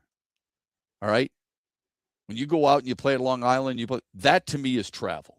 Maybe I'm wrong here, but that to me is a travel situation. You're playing baseball and you're going to Arizona. That's travel. All right. Going to different cities in the state of Michigan, is that truly travel? Well, you're playing outside your league, but I don't know. Either way, what these leagues do is they will take you to different places, and you will stay at team hotels because they get a deal. Wink, wink, kickback. They've got you. Oh, you're a Marriott Rewards? Sorry, you're staying at the Hilton this weekend. Oh, okay. This is what's happening. And Landon Donovan said what was really surprising of what he said was that the people who are registered in club soccer, if you look at their finances, only 2% come from a household income of $50,000 or less. How do you make it more affordable to kids? We talk about this all the time as parents. I know you do. I've been associated with it too. My kid doesn't play hockey. Why? It's too expensive. That's one of the first things I hear all the time. I have 3 hockey bags in my furnace room full of hockey equipment from when my kids were small, from the time they could skate at age 4 to the time they were done at age 18. And one of them still plays in a beer league. I have all that equipment. You can find equipment if you want. You can buy sticks, use sticks. There are programs out there. Hockey Has a Heart. A lot of programs out there that you can use to try and get your child a decent deal or inexpensive than you might originally think with the prices of skates and sticks and things like that that require, the equipment that will require you to play the sport. You can do that with a lot of different sports. It's funny when people say, it's too expensive. What isn't? Soccer is real easy. You get them a ball, you get them cleats, and you get them a net in the backyard and they can practice. You could do that with hockey. You can get them a net, a stick, a puck, roller blades. I know it's not exactly the same, but there's plenty of players who came from California to the Midwest to play hockey, and they started their passion and their skill set on rollerblades. Happens all the time. So you can do that. Baseball these days, get them a net, get them a tee, get them a bat. How's it any different? Basketball can get really expensive. Shoes and leagues. A friend of mine used to play, was one of the best players the state's ever produced. He couldn't afford to go play the AAU circuit. His parents had to work, so the coach would take him. And they found a way to help him with his passion. I hate to tell you, but there's a lot of golfers out there who can't afford to chase their dreams. So what do? They go to certain clubs and they scrounge up sponsorships, financial sponsorships, because it's really expensive out there. Every little bit helps. So I love what Landon Donovan recently said on a podcast about that and how soccer has now become a talking point for sports in America, at least for the short term here, because we've seen this before, but also because it brings more to light about youth and the cost it takes to have your child participate in sports, youth sports, high-end youth sports. How much is on those youth leagues? How much is on the manufacturers of the equipment those children need to have in order to be successful? So I know Big A is such a great story. You know who he is, right? Won 4 PGA championships, or won 4 tournaments on the PGA Tour. Is literally a hero in the Native American community because of what he had to overcome. Playing with crappy golf clubs. Great story. He actually, his first job, I think he went to a club and he said, I will pick up all the golf balls out there. And they said, okay, we love your stick-to-itiveness and your drive. How much is it going to cost you? And he said, I just want to be able to hit golf balls for free. So that's what he did.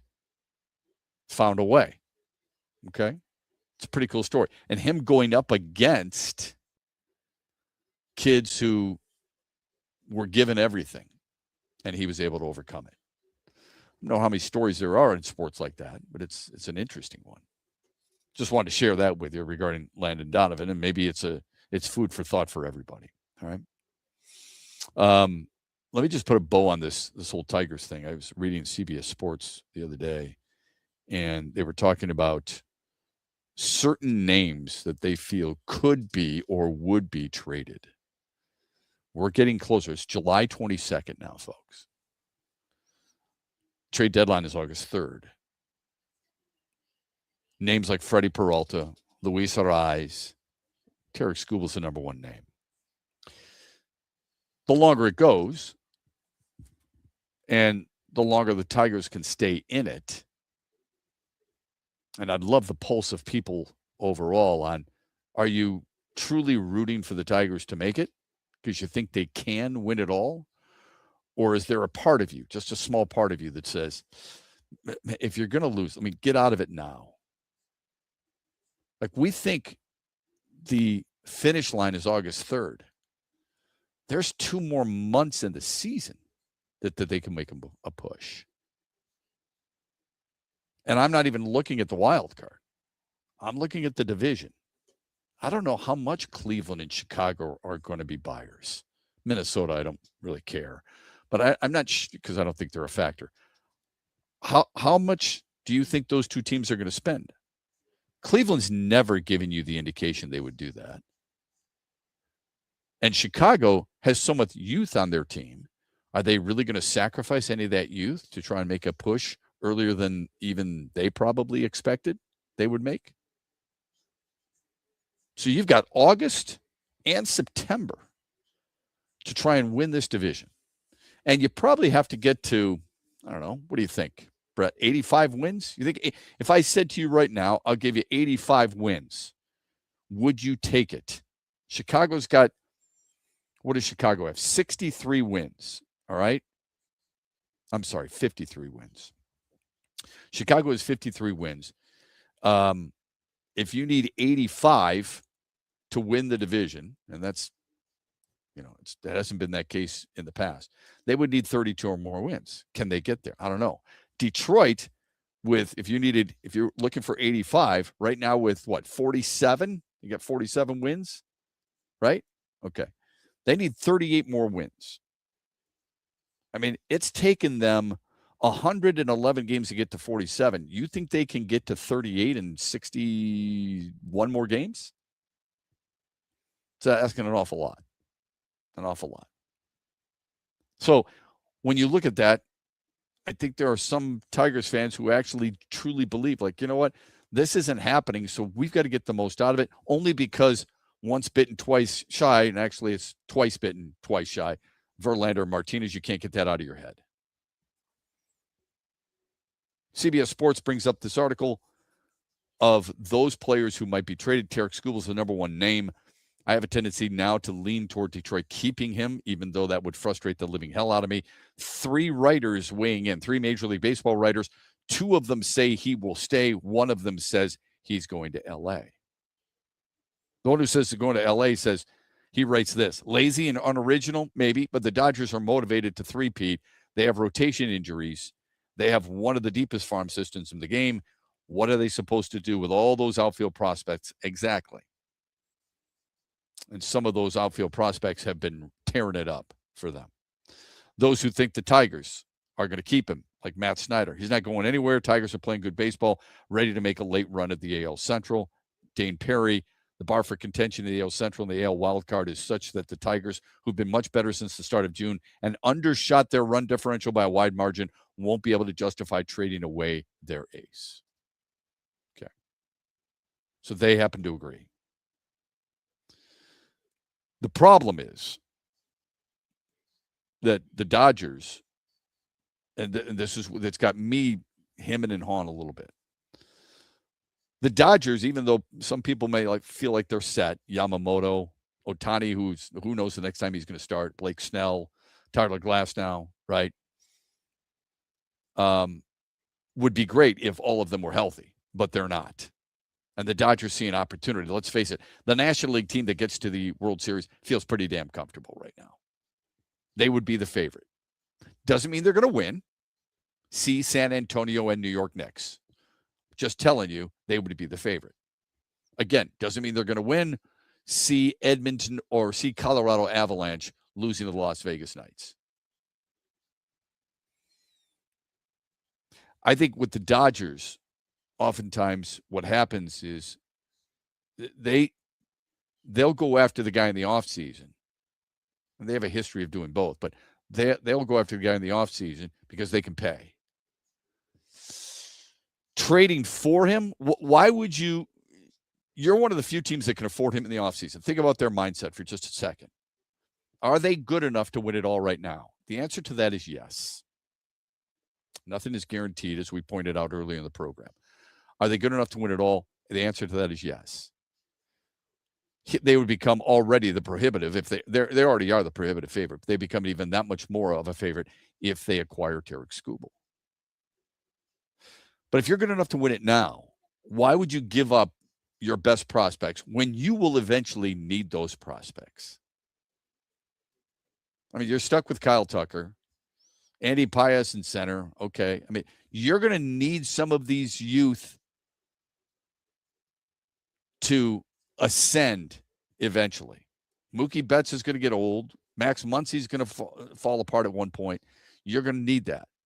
Why give up those types of high-end prospects when you can get the guy you truly want for, not for free, but by protecting those prospects at the same time?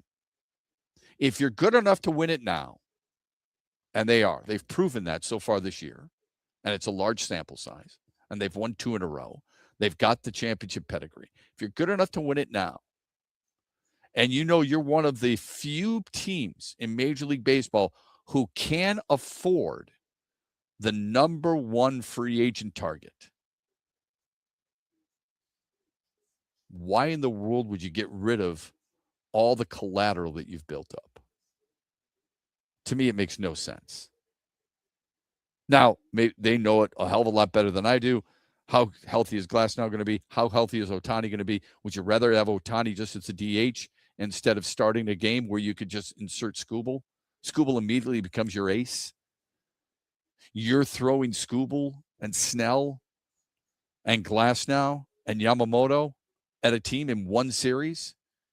You think we felt good with Skubal, Valdez, Melton, and Mize? What? How do you think the Dodgers would feel with that rotation? Now, it doesn't mean you're going to win, obviously, because we saw it with the Dodgers a few years ago.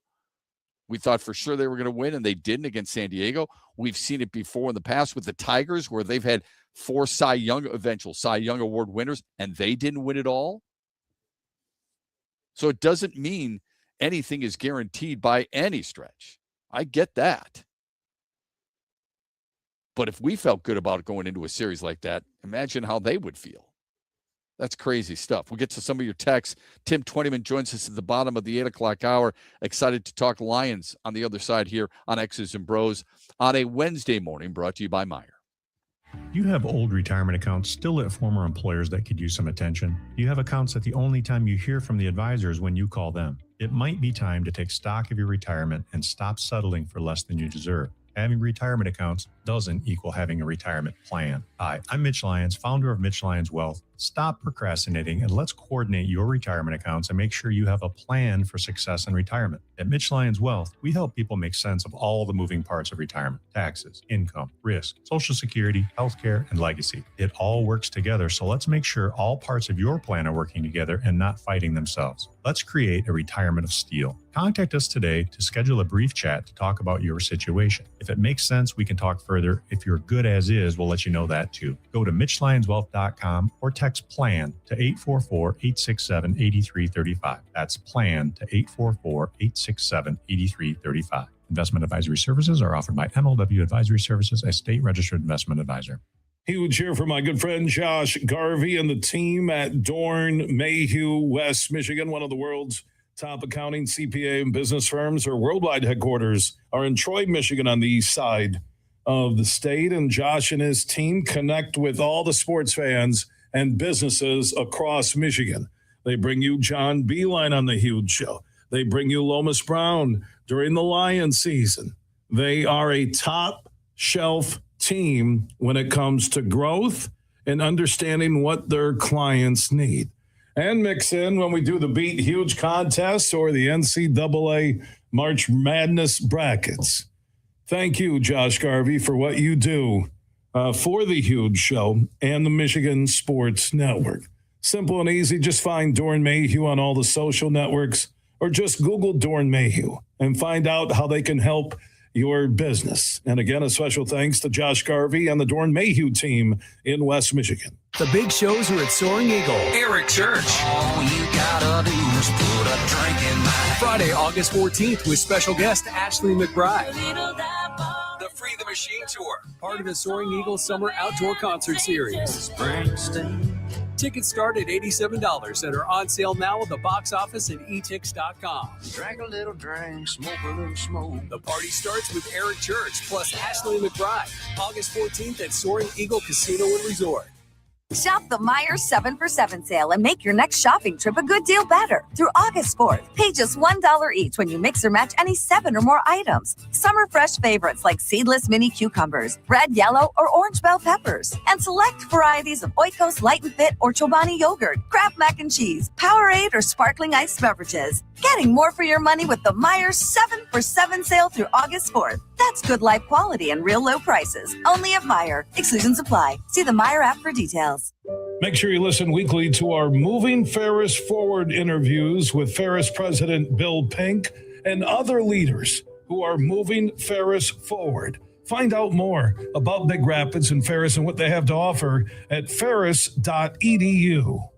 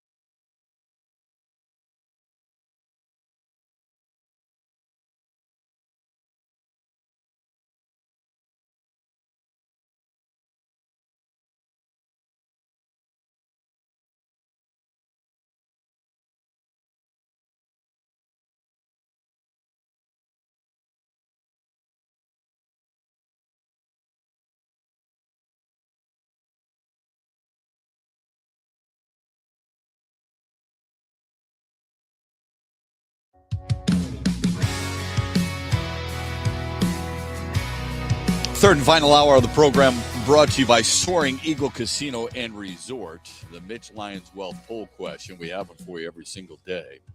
Most disappointing team in the American League so far. Is it Toronto, Baltimore, Detroit, or Kansas City? Now, Toronto spends a lot of money. They are 48-55. They are an American League Eastern Division worst, -61 in run differential. How pissed off would you be if you were a Toronto Blue Jays fan and you know in the offseason you spent more money on free agents than anybody else and you have the fourth highest payroll in baseball? The Mets, Dodgers, and Yankees are the only teams that spend more money than the Toronto Blue Jays overall, according to SportTrack. And where are they? At the bottom of their division. They're 12.5 back of Tampa. Spend money. That's all it takes. Okay. Tampa ranks 23rd in payroll. The only teams below them, Pittsburgh, St. Louis, Washington, the Athletics, the White Sox, Miami, and Cleveland. Cleveland and the White Sox are tied for first in the AL Central. I know, it's not a great team. Still. Miami's 2 games over 500. If you look at the wild card in the National League, Miami's only a half game back of the final wild card spot. And yet those are the 3 teams with the lowest payrolls in baseball. 2 of the 4 highest payroll teams aren't going to make the playoffs. The Mets, who spend more than anybody else, and the Blue Jays. So we asked you, is it Toronto? Is it Baltimore? Has any young core fallen so quickly like the Baltimore Orioles young core has? Just a few years ago, they won over 100 games and won the division. Think about that for a minute. They had so much promise. They're not playing 500 ball right now. But that's an Orioles team in 2023 won 101 games. They were 101-61. And they won the AL East. And now look at where they are. It's incredible. The fall from grace. Detroit, I assume a lot of people will think that. And then Kansas City, too. Kansas City, not that they were going to contend for a World Series, but I think when you have one of the best players in the world in Bobby Witt Jr., you have some power like Vinny Pasquantino. You've got leadership in Salvador Perez. I don't think many people expected them to be, what are they, 18 games under 500 and 12 games back and one of the worst teams in the American League. Been a tough year. Anyway, though, that's the Mitch Lyons Wealth Poll question for you. We were, from a football standpoint, I saw Andrew Brandt come out. I think he's of the NFL Network. He's a former executive for the Green Bay Packers. He came out and said the best organizations in all of sports. And now his wheelhouse is football. So he said this on the Dan Patrick Show. He named the Packers. He was the front office there. The Eagles, who've been to a couple of Super Bowls recently. The Patriots, who have 6 championships. The Steelers and the Cowboys. Really? That to me, I don't know. Are we talking about all time or are we talking about right now? Pittsburgh hasn't won a playoff game since 2017. They've made the playoffs, but they lost in the wild card each of the last 3 years and for the last, or 5 of the last 6. If it's strictly based on historical significance, because the Patriots and Steelers each have 6 Super Bowls, that's the most in football. Where is San Francisco? Because San Francisco has 5 rings, same as Dallas.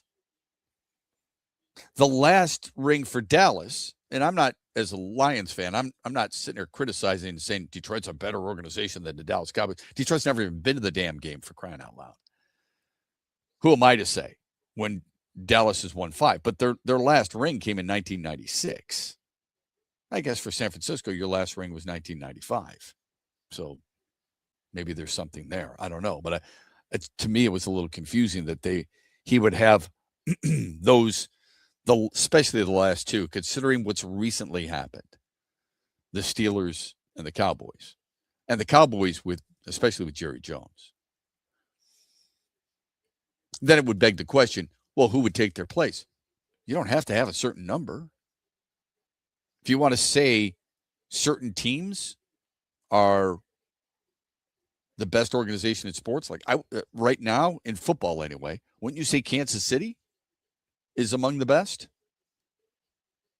I mean, the Packers have 4 championships, true. And their last one came in 2011, which ironically enough is they beat the Steelers. But does Green Bay belong in there? Why? Because of the history? Or because of how they run things? How well do they run things? Isn't it based on right now? I guess is what I would ask him. Where do you get that? You lose the wild card each of the last 2 years. You want a playoff game in 2023 in which you beat the Cowboys in Dallas and just pounded them into submission. Why those? What the way they're run? What has Green Bay done recently that has made you feel like, well, it's such a well-run machine? How long do you go back? A lot of things that I was pondering as I listened to that. It's not a podcast, but it's, it was an interview on the Dan Patrick Show.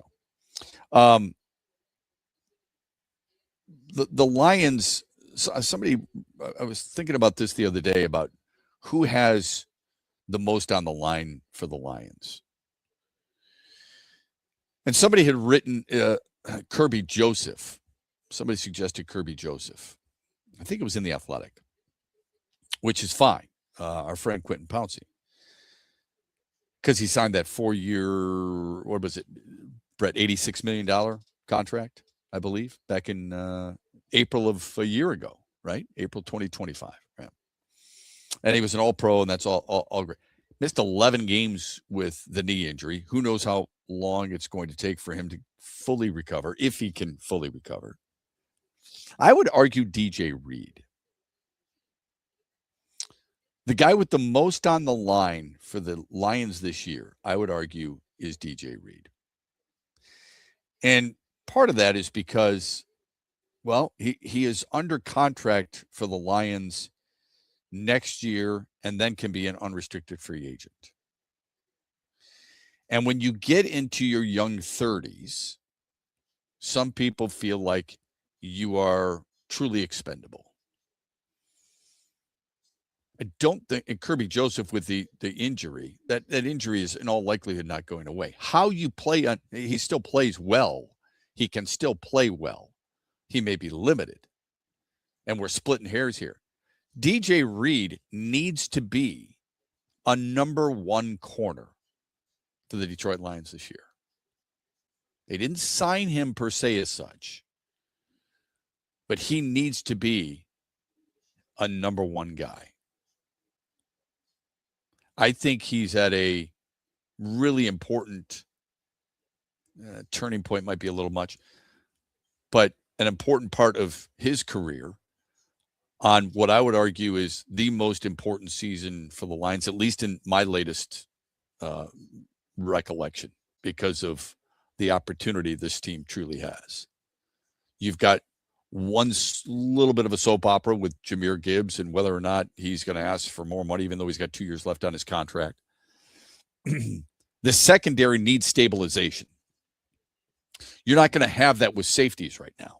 You sure don't have it at the 1 corner because you don't know who it is. Is it going to be Rock Yassin? Is it going to be Roger McCreary? Is it going to be Enos Rakestraw? Is it going to be Keith Abney, the 5th round pick out of Arizona State? Don't know.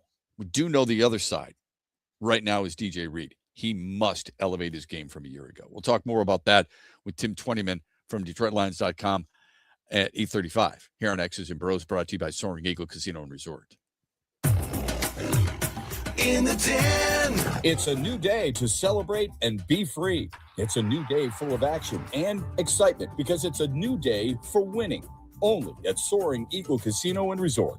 Soaring Eagle Casino and Resort, your getaway reimagined. This is Matt Shepard. One of the many reasons we all want the Tigers to reach the playoffs is because, to a certain extent, this year has been kind of magical, at least for the team's all-stars. Think about it. Kevin McGonigal joined players like Mike Trout and Alex Rodriguez, Ricky Henderson, and Juan Soto to reach base 169 times in their first 97 games at age 21 or younger. Dylan Dingler became the first Tigers catcher with 20 or more homers and more than 20 doubles in a season since Mickey Tettleton. And Riley Green became the first Tigers outfielder to make 3 straight All-Star games since Al Kaline. It's been special for those 3 players. They've been fun to watch, fun to follow as well. We just like it to happen for a little bit while longer, at least for the summer anyway. Make ways for a great cause at Stand Up for the Cure Lakeshore paddleboarding event at Ross Park in Norton Shores on Saturday, July 25th.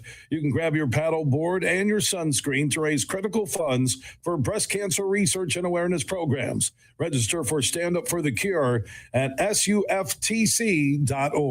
The Freddie the Pizza Man Foundation is dedicated to providing support to families and Michigan schools touched by autism. We invite you to join us in supporting these families and schools by making a donation at freddythepizzaman.com. With your donation, you can help provide essential resources that can make a real impact. Visit freddythepizzaman.com to make a donation and to learn more about the foundation's mission. That's FREDI thepizzaman.com. Together, we can make a difference. Coming up later today at 3 on The Huge Show on the Michigan Sports Network, I'll deliver huge opinions on everything you're talking about.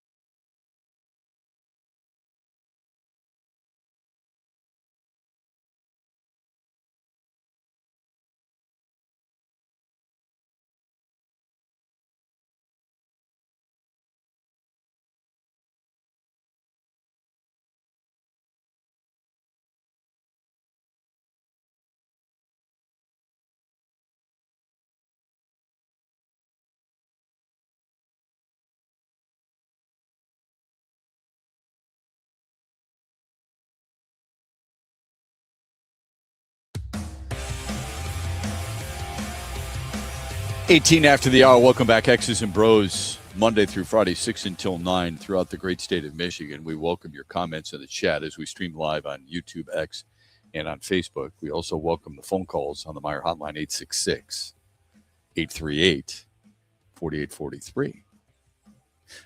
Brett, remember when LeBron James made, what did they call it? The decision? The decision, yeah. Yeah, you remember that? Yep. 2010. What a joke. Jim Gray had him on. It was this 1 hour special. It was, I'm taking my talents to South Beach and join the Miami Heat. And everybody was, oh man, it's so cool. It was one of the most self-indulging things an athlete has ever done. And then a network went along with it on ESPN. Hey, yeah, let's bow to the knee and lap it up right now. He's doing the same thing right now by stretching out his free agency and where he's going to go. He's not going to go back to the Lakers. Is it going to be in Philly? Is it going to be Miami? Is it going to be Cleveland? Who knows, right? I don't know, and it's my fault too because I'm talking about it. I'm just thinking out loud here. It's the July 22nd, and he still doesn't have an idea of where he's going. What more can be done as he drags this thing out? What more does he not get? You talk about self-absorption or somebody who doesn't understand or read the room properly. We love that phrase, and it's appropriate, I think, in a lot of different situations. How about reading the room? When the commissioner comes out and says, okay, can we get this done? Rory McIlroy was critical of Bryson DeChambeau for saying he's holding the tournament hostage at the British Open. No, where are people about LeBron James? I mean, Adam Silver comes out and the self-indulgence, and he's talking about how it's hurting the league and so on and so forth. Does everybody not know that LeBron James doesn't care about the league? He cares about himself and only himself. Why does it matter to us? I suppose if you're outside of this market, you'd be saying the same thing. I am so tired of hearing about ... What are you most tired of hearing about? Is Dylan Larkin going to get traded? Is Tarek Skubal going to get traded? Our Detroit general manager is going to make a move. You know what I mean? Those are the things that I think a lot of people are tired of outside the market. I think an entire sports landscape is tired of hearing about LeBron James. Via text, Shep, I'm rooting for the Tigers to be fun to watch. They're so boring. I'm starting to think now they should bring up Max Clark to push to possibly get some excitement, almost like we were talking about a year ago this time, that they should call it McGonigal for the stretch run. Well, so I don't know if Kevin McGonigal would have been enough to get by Seattle or not, but they did win a series without him, for what that's worth. Max Clark's batting, he hit a homer last night. I think he's got like 7-8 home runs. He's batting 265. I hear where you're coming from because I like seeing some of these young guys. I'm trying my best to trust on whether or not an organization knows that player is ready. It's hard to deny that they weren't right about Kevin McGonigal. But it seems like whether it be Valencia or Ty Madden or whomever, when they bring a guy up, it sure seems like when they bring him up and they insert him right away, he performs. Now, that's just a small sample size. Valencia is a really small sample size. You would agree with that, right? Okay. I would say Ty Madden's been better at the major league level than the minor league level. I would say another small sample size for this team wouldn't be Hao-Yu Lee. He's done really well. Ben Malgeri, that's a small sample size. He had a great debut. He's at about 267. I don't know if Kevin McGonigal's, or I should say Max Clark, is ready. Unfortunately, you don't either, because we don't watch him every day. Would you feel better with him than James Outman, who's batting $150? Probably. Yeah. He's a better defensive player. He seems to get on base. He doesn't strike out much. That's at the minor league level. You can't compare minor league numbers and expect them to have those in the major leagues. If I'm a general manager, if you're a general manager, your job isn't to create more excitement for you and I, unfortunately. Your job is to put a winning team on the field, and that team should create the excitement. Were you excited with them when they jumped out to a 4-0 lead 2 nights ago? You're talking about it as a whole, and you're right. You're talking about it in general. You're not talking about a small sample size. They've been pretty exciting since June 1st. Why? Easy. They've won. What you're basically saying is you want them to put a product on the field that's going to win on a regular basis. And I don't blame you. I want the same damn thing. Is Max Clark going to make that big of a difference? It's hard to answer that question considering Max Clark has only played AAA baseball.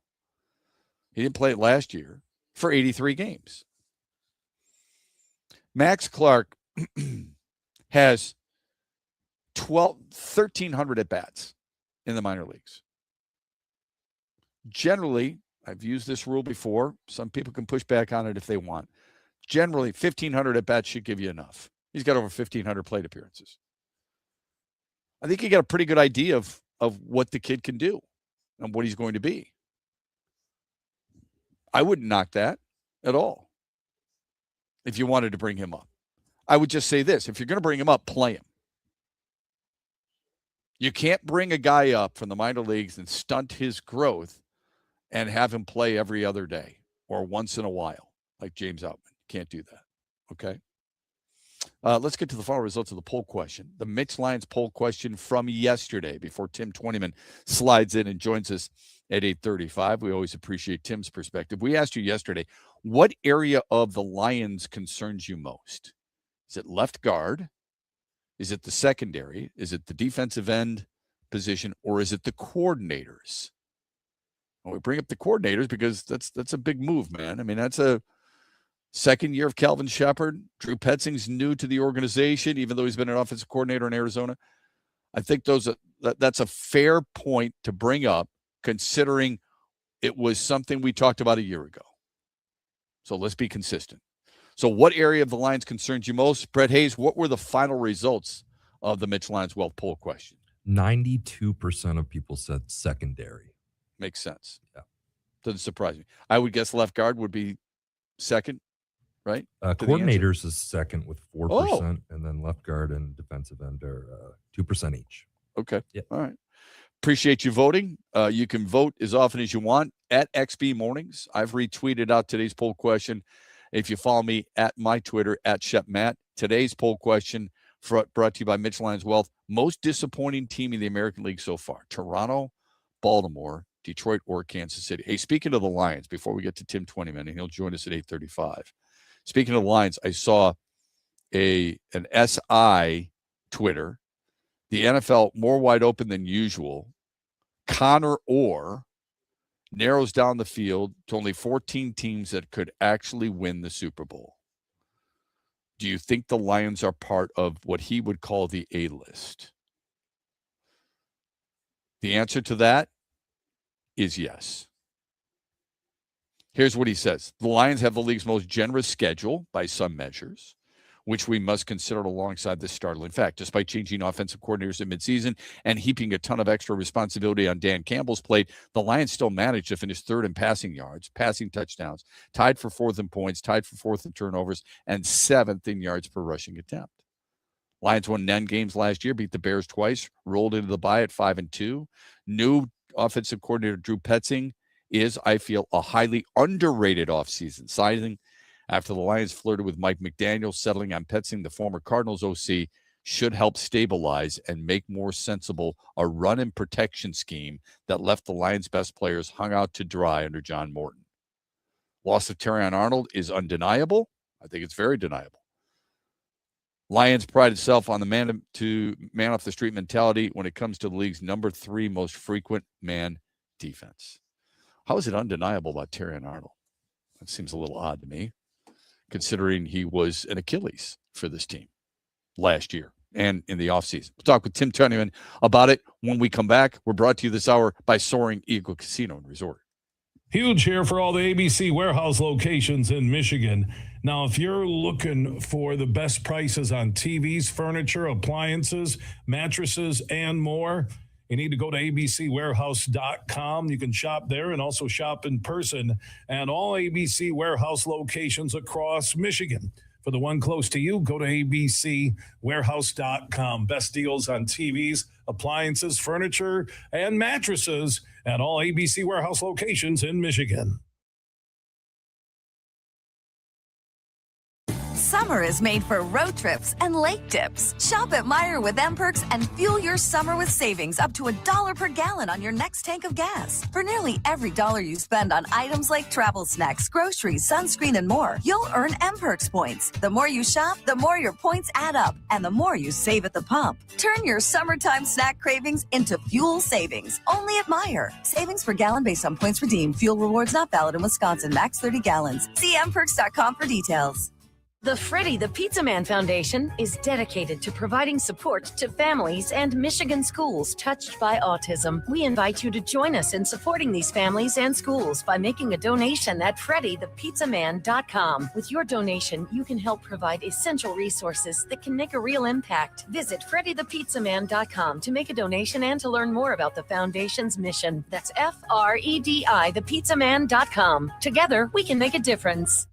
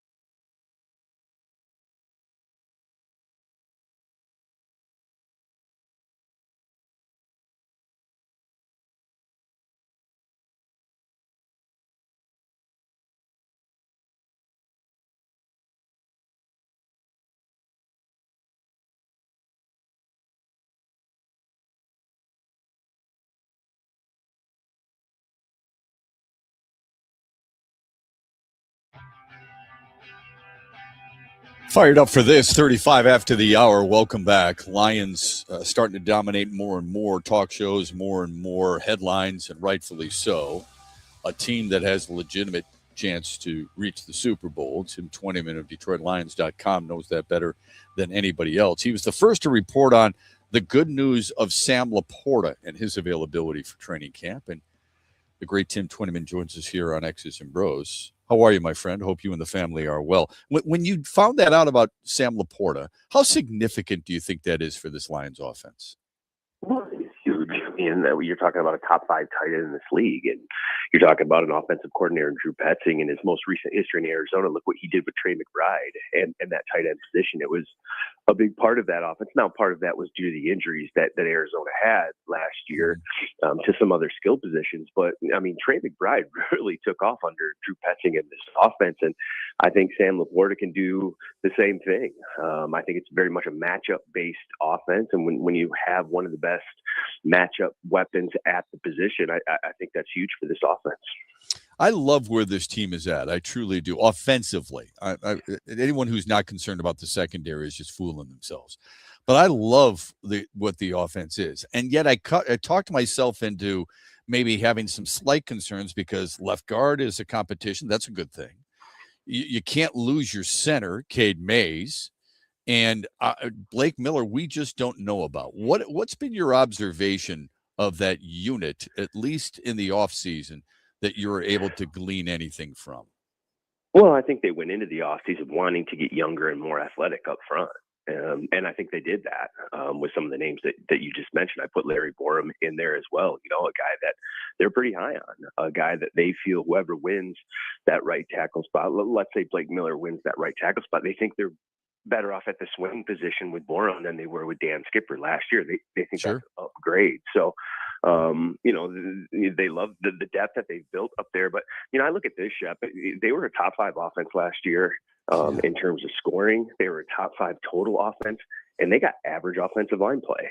You know, I think if what you should be excited about as a Lions fan is, you know, you've got some upgrades at some certain spots. I think center probably being the biggest one.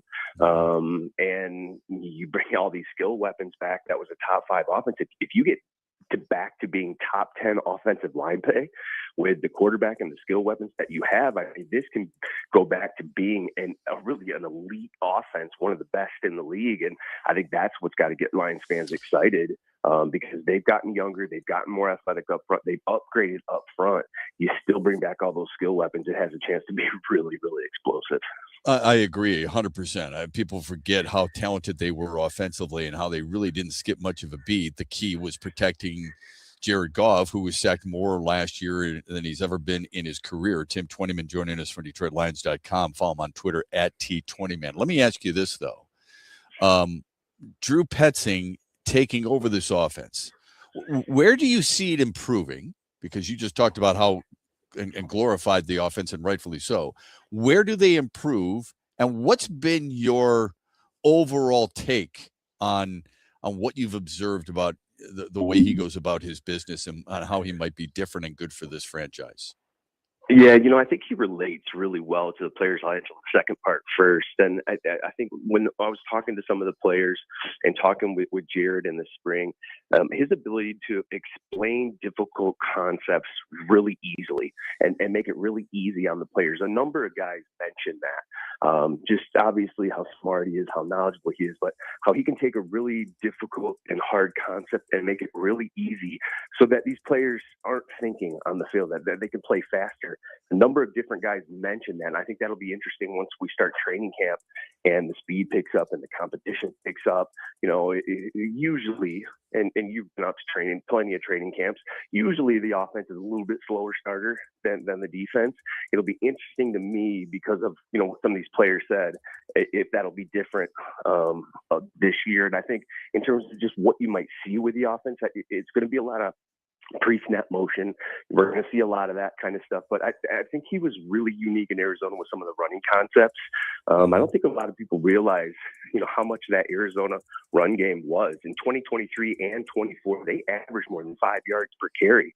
And you don't think of Arizona as this, you know, juggernaut on the ground. And so I'm interested to see how quickly they start and how diverse this run game is. I think those will be two interesting things once camp starts with Drew Petzing in this offense. What's your biggest concern on the offense? Oh boy, I think just health. They got to stay healthy. You mentioned Cade Mays. You've got some depth there, with Juice Scruggs, some guys that have played before, but I don't think they're at the level of Cade Mays. If something happens to Tate Ratledge, how good are your backups at that spot? I think they've got some depth. They got some experience in some backup spots, but I just think it's what we've talked about with this team the last 2 years is, can they finally get some, injury luck? This team has been decimated the last 2 years. 2 years ago, it was defense. Last year it was pretty much everybody. And so, can they get some injury luck? I think the Lions fans will be looking forward to that. You got 9 Pro Bowlers on this team. It's one of the most talented rosters in football. But the last 2 years, we've just seen a lot of these guys get taken out and not be available at the end of the year. And so, I hope that changes. I think that's the thing that can hurt this team. I thought Brad Holmes, the GM, did a good job of filling some depth spots. Safeties one. We talked about the offensive line. I think they got some depth at defensive end, but can they stay healthy? Can the main guys kind of make it through? They haven't been able to the last 2 years. That's my biggest concern.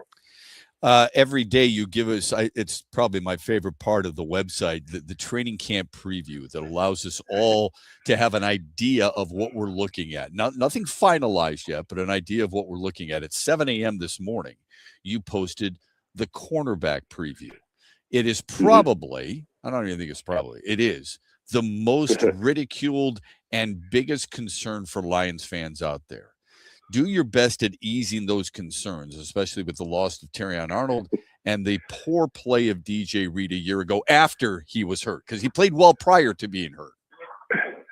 Yeah, I'm glad you made that distinction, because last year was a tale of two seasons for DJ. There was, pre-injury where teams were completing, I think, there had a passer rating of less than 60 against him.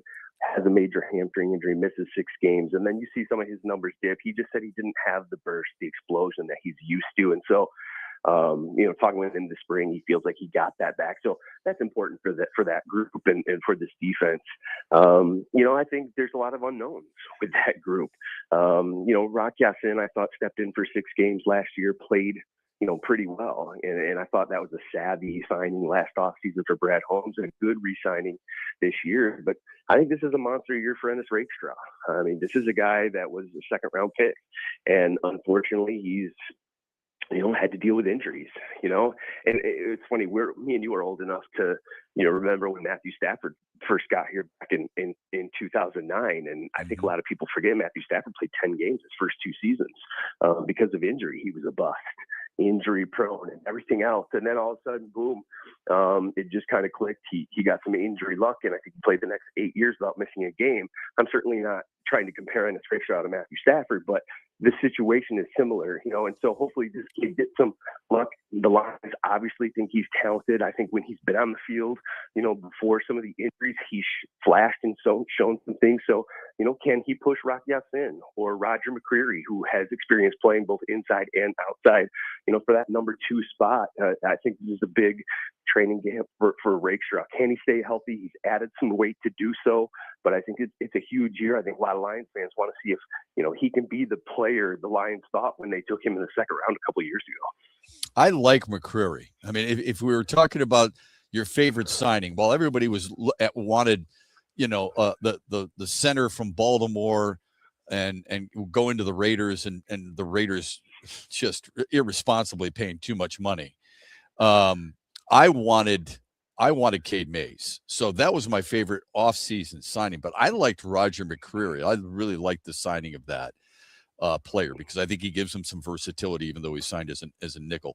Do you think that there is enough quality depth? You can have a lot of bodies, but they have to be quality. Do you think there's enough quality depth there where this team will be able to handle opposing team passing games while at the same time getting help from their defensive line to get after the quarterback with bigger bodies there? Yeah, yet to be determined. I think it really is going to depend on, a guy like Rakestraw that we talked about. Keith Abbott the second, a guy that can play inside outside, and they really liked and think, can help them at some point. How quickly can he adjust to the NFL? Can he play a role?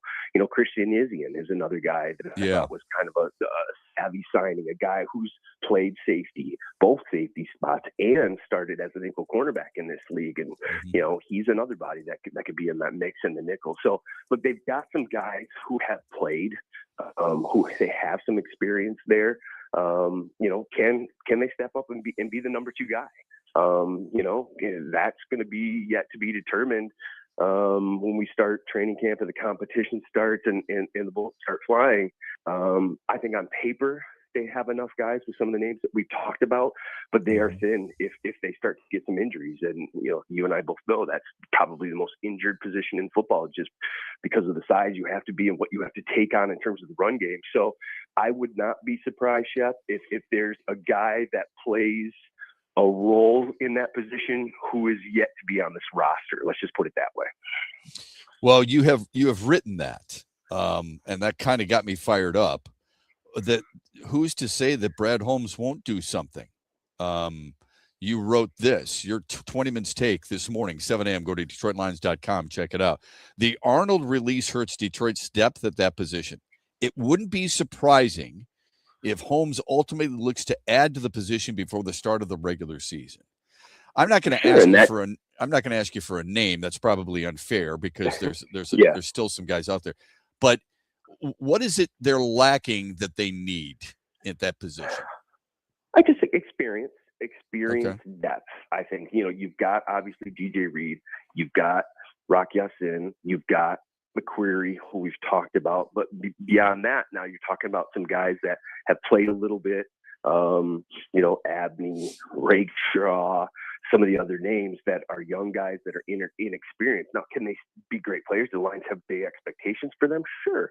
But I think there's some unknown there. And so when you're a GM and you've had to deal with some of the injuries that Brad Holmes had the last 2 years, I think he's realized how important that depth is. He's realized how experienced depth is important, and that's what the free agency was really all about this year, was getting experienced depth at a lot of different spots.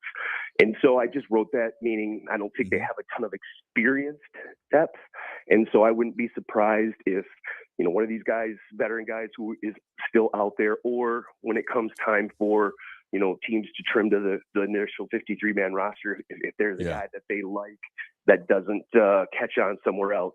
I think maybe just experience depth is what they're lacking the most at that quarterback spot. So there's some names like Rasul Douglas, Tre'Davious White, Trayvon Diggs, a name like that. I think is out there. Yeah. Who's that? I'm sorry. Dean, I think, is out there still from Tampa Bay, right? Okay. There's a few names. Yeah, there's a few names that are still out there. Yeah. Okay, fair enough. I think you tweeted this out not too long ago. Obviously, if Jared Goff goes down, this team's in massive trouble. Just about anybody would be if they lose their number one Q. Okay. Right. And Goff is, I truly believe he's underrated. Again, I'll reiterate, only quarterback last 3 years, at least 65% passing, at least 3,500 yards throwing, and at least 30 touchdowns. And he could have done it 4 years in a row, but he had 29 the year before that. He's the only quarterback to do that. He's a top 10 quarterback. Who's the other guy, if they lost him today, would be the most difficult to replace? I did post that question because I thought it was fun. Somebody came up to me at training camp and made me thinking, I think the obvious answers, Penei Sewell, right? You can't replace the top tackle in all of football.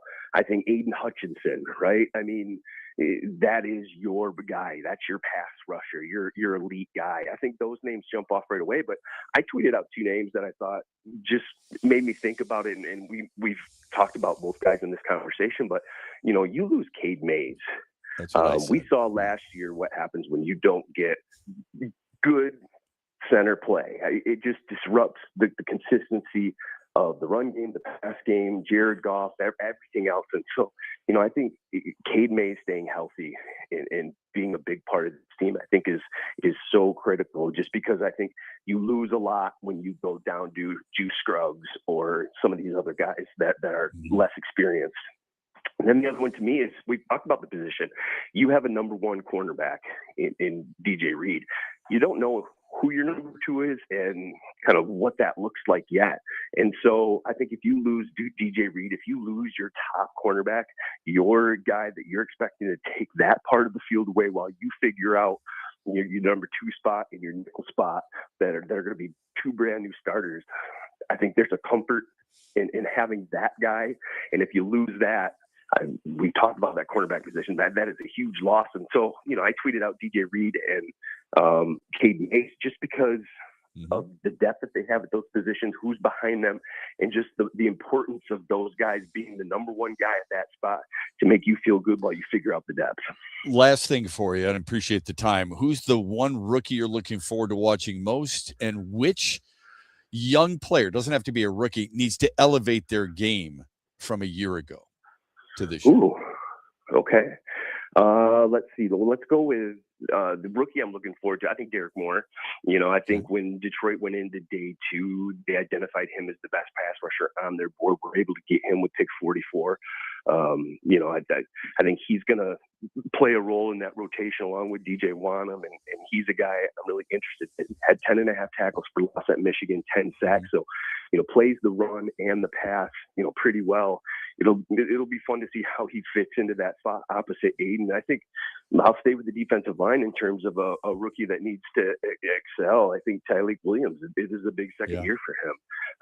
You had Roy Lopez, you had DJ Reader in that spot last year, two, veteran guys that, you didn't really have to teach a ton to. You kind of just knew how to play that nose position from experience. And he's going to step into a new position and play a little bit of that nose this year. And, if he can provide some of the pass rush that they hope he can, but, be a guy that can take up some blocks and free things up for Jack, I think that's going to be huge as he kind of steps into a new role. I think he's going to play some 3 technique, but we're going to see him play some nose over the center too. And he's not done a lot of that. And so it'll be interesting to see how that fits. So, to me, I think Tyleik Williams, it's a big second year for him. And then Derek Moore, I'm looking forward to seeing what he can do in his first season.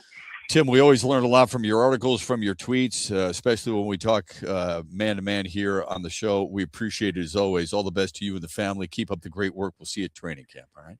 Yeah, appreciate it, Chef. Have a good one. All right, you too. And that's Tim Twentyman from DetroitLions.com. Let me get this in from the chat here. If we're counting on Rakestraw, we might be in trouble. If he does this again, it's a giant F, and that's from TC in SL. Yeah, I agree with you, TC. I have 100%. I'm not counting on Enos Rakestraw. Tim's higher on Enos Rakestraw than I am. I think a lot of people were high on him out of Missouri. I've been more than disappointed. Sometimes you can't do anything about injuries, okay? But I've been more than disappointed about a second-round pick like Enos Rakestraw. Keith Abney is enticing to me. I like Roger McCreary, as I've said.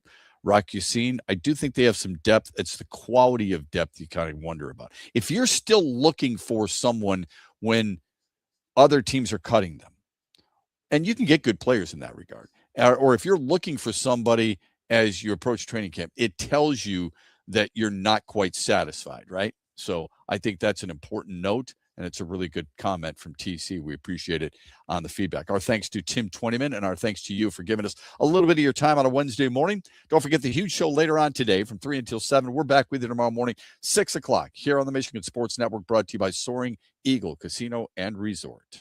We're fortunate here in Michigan. We have some of the greatest golf courses in the country. Tullymore and St. Ives is part of the reason we can brag the way we do about our golf.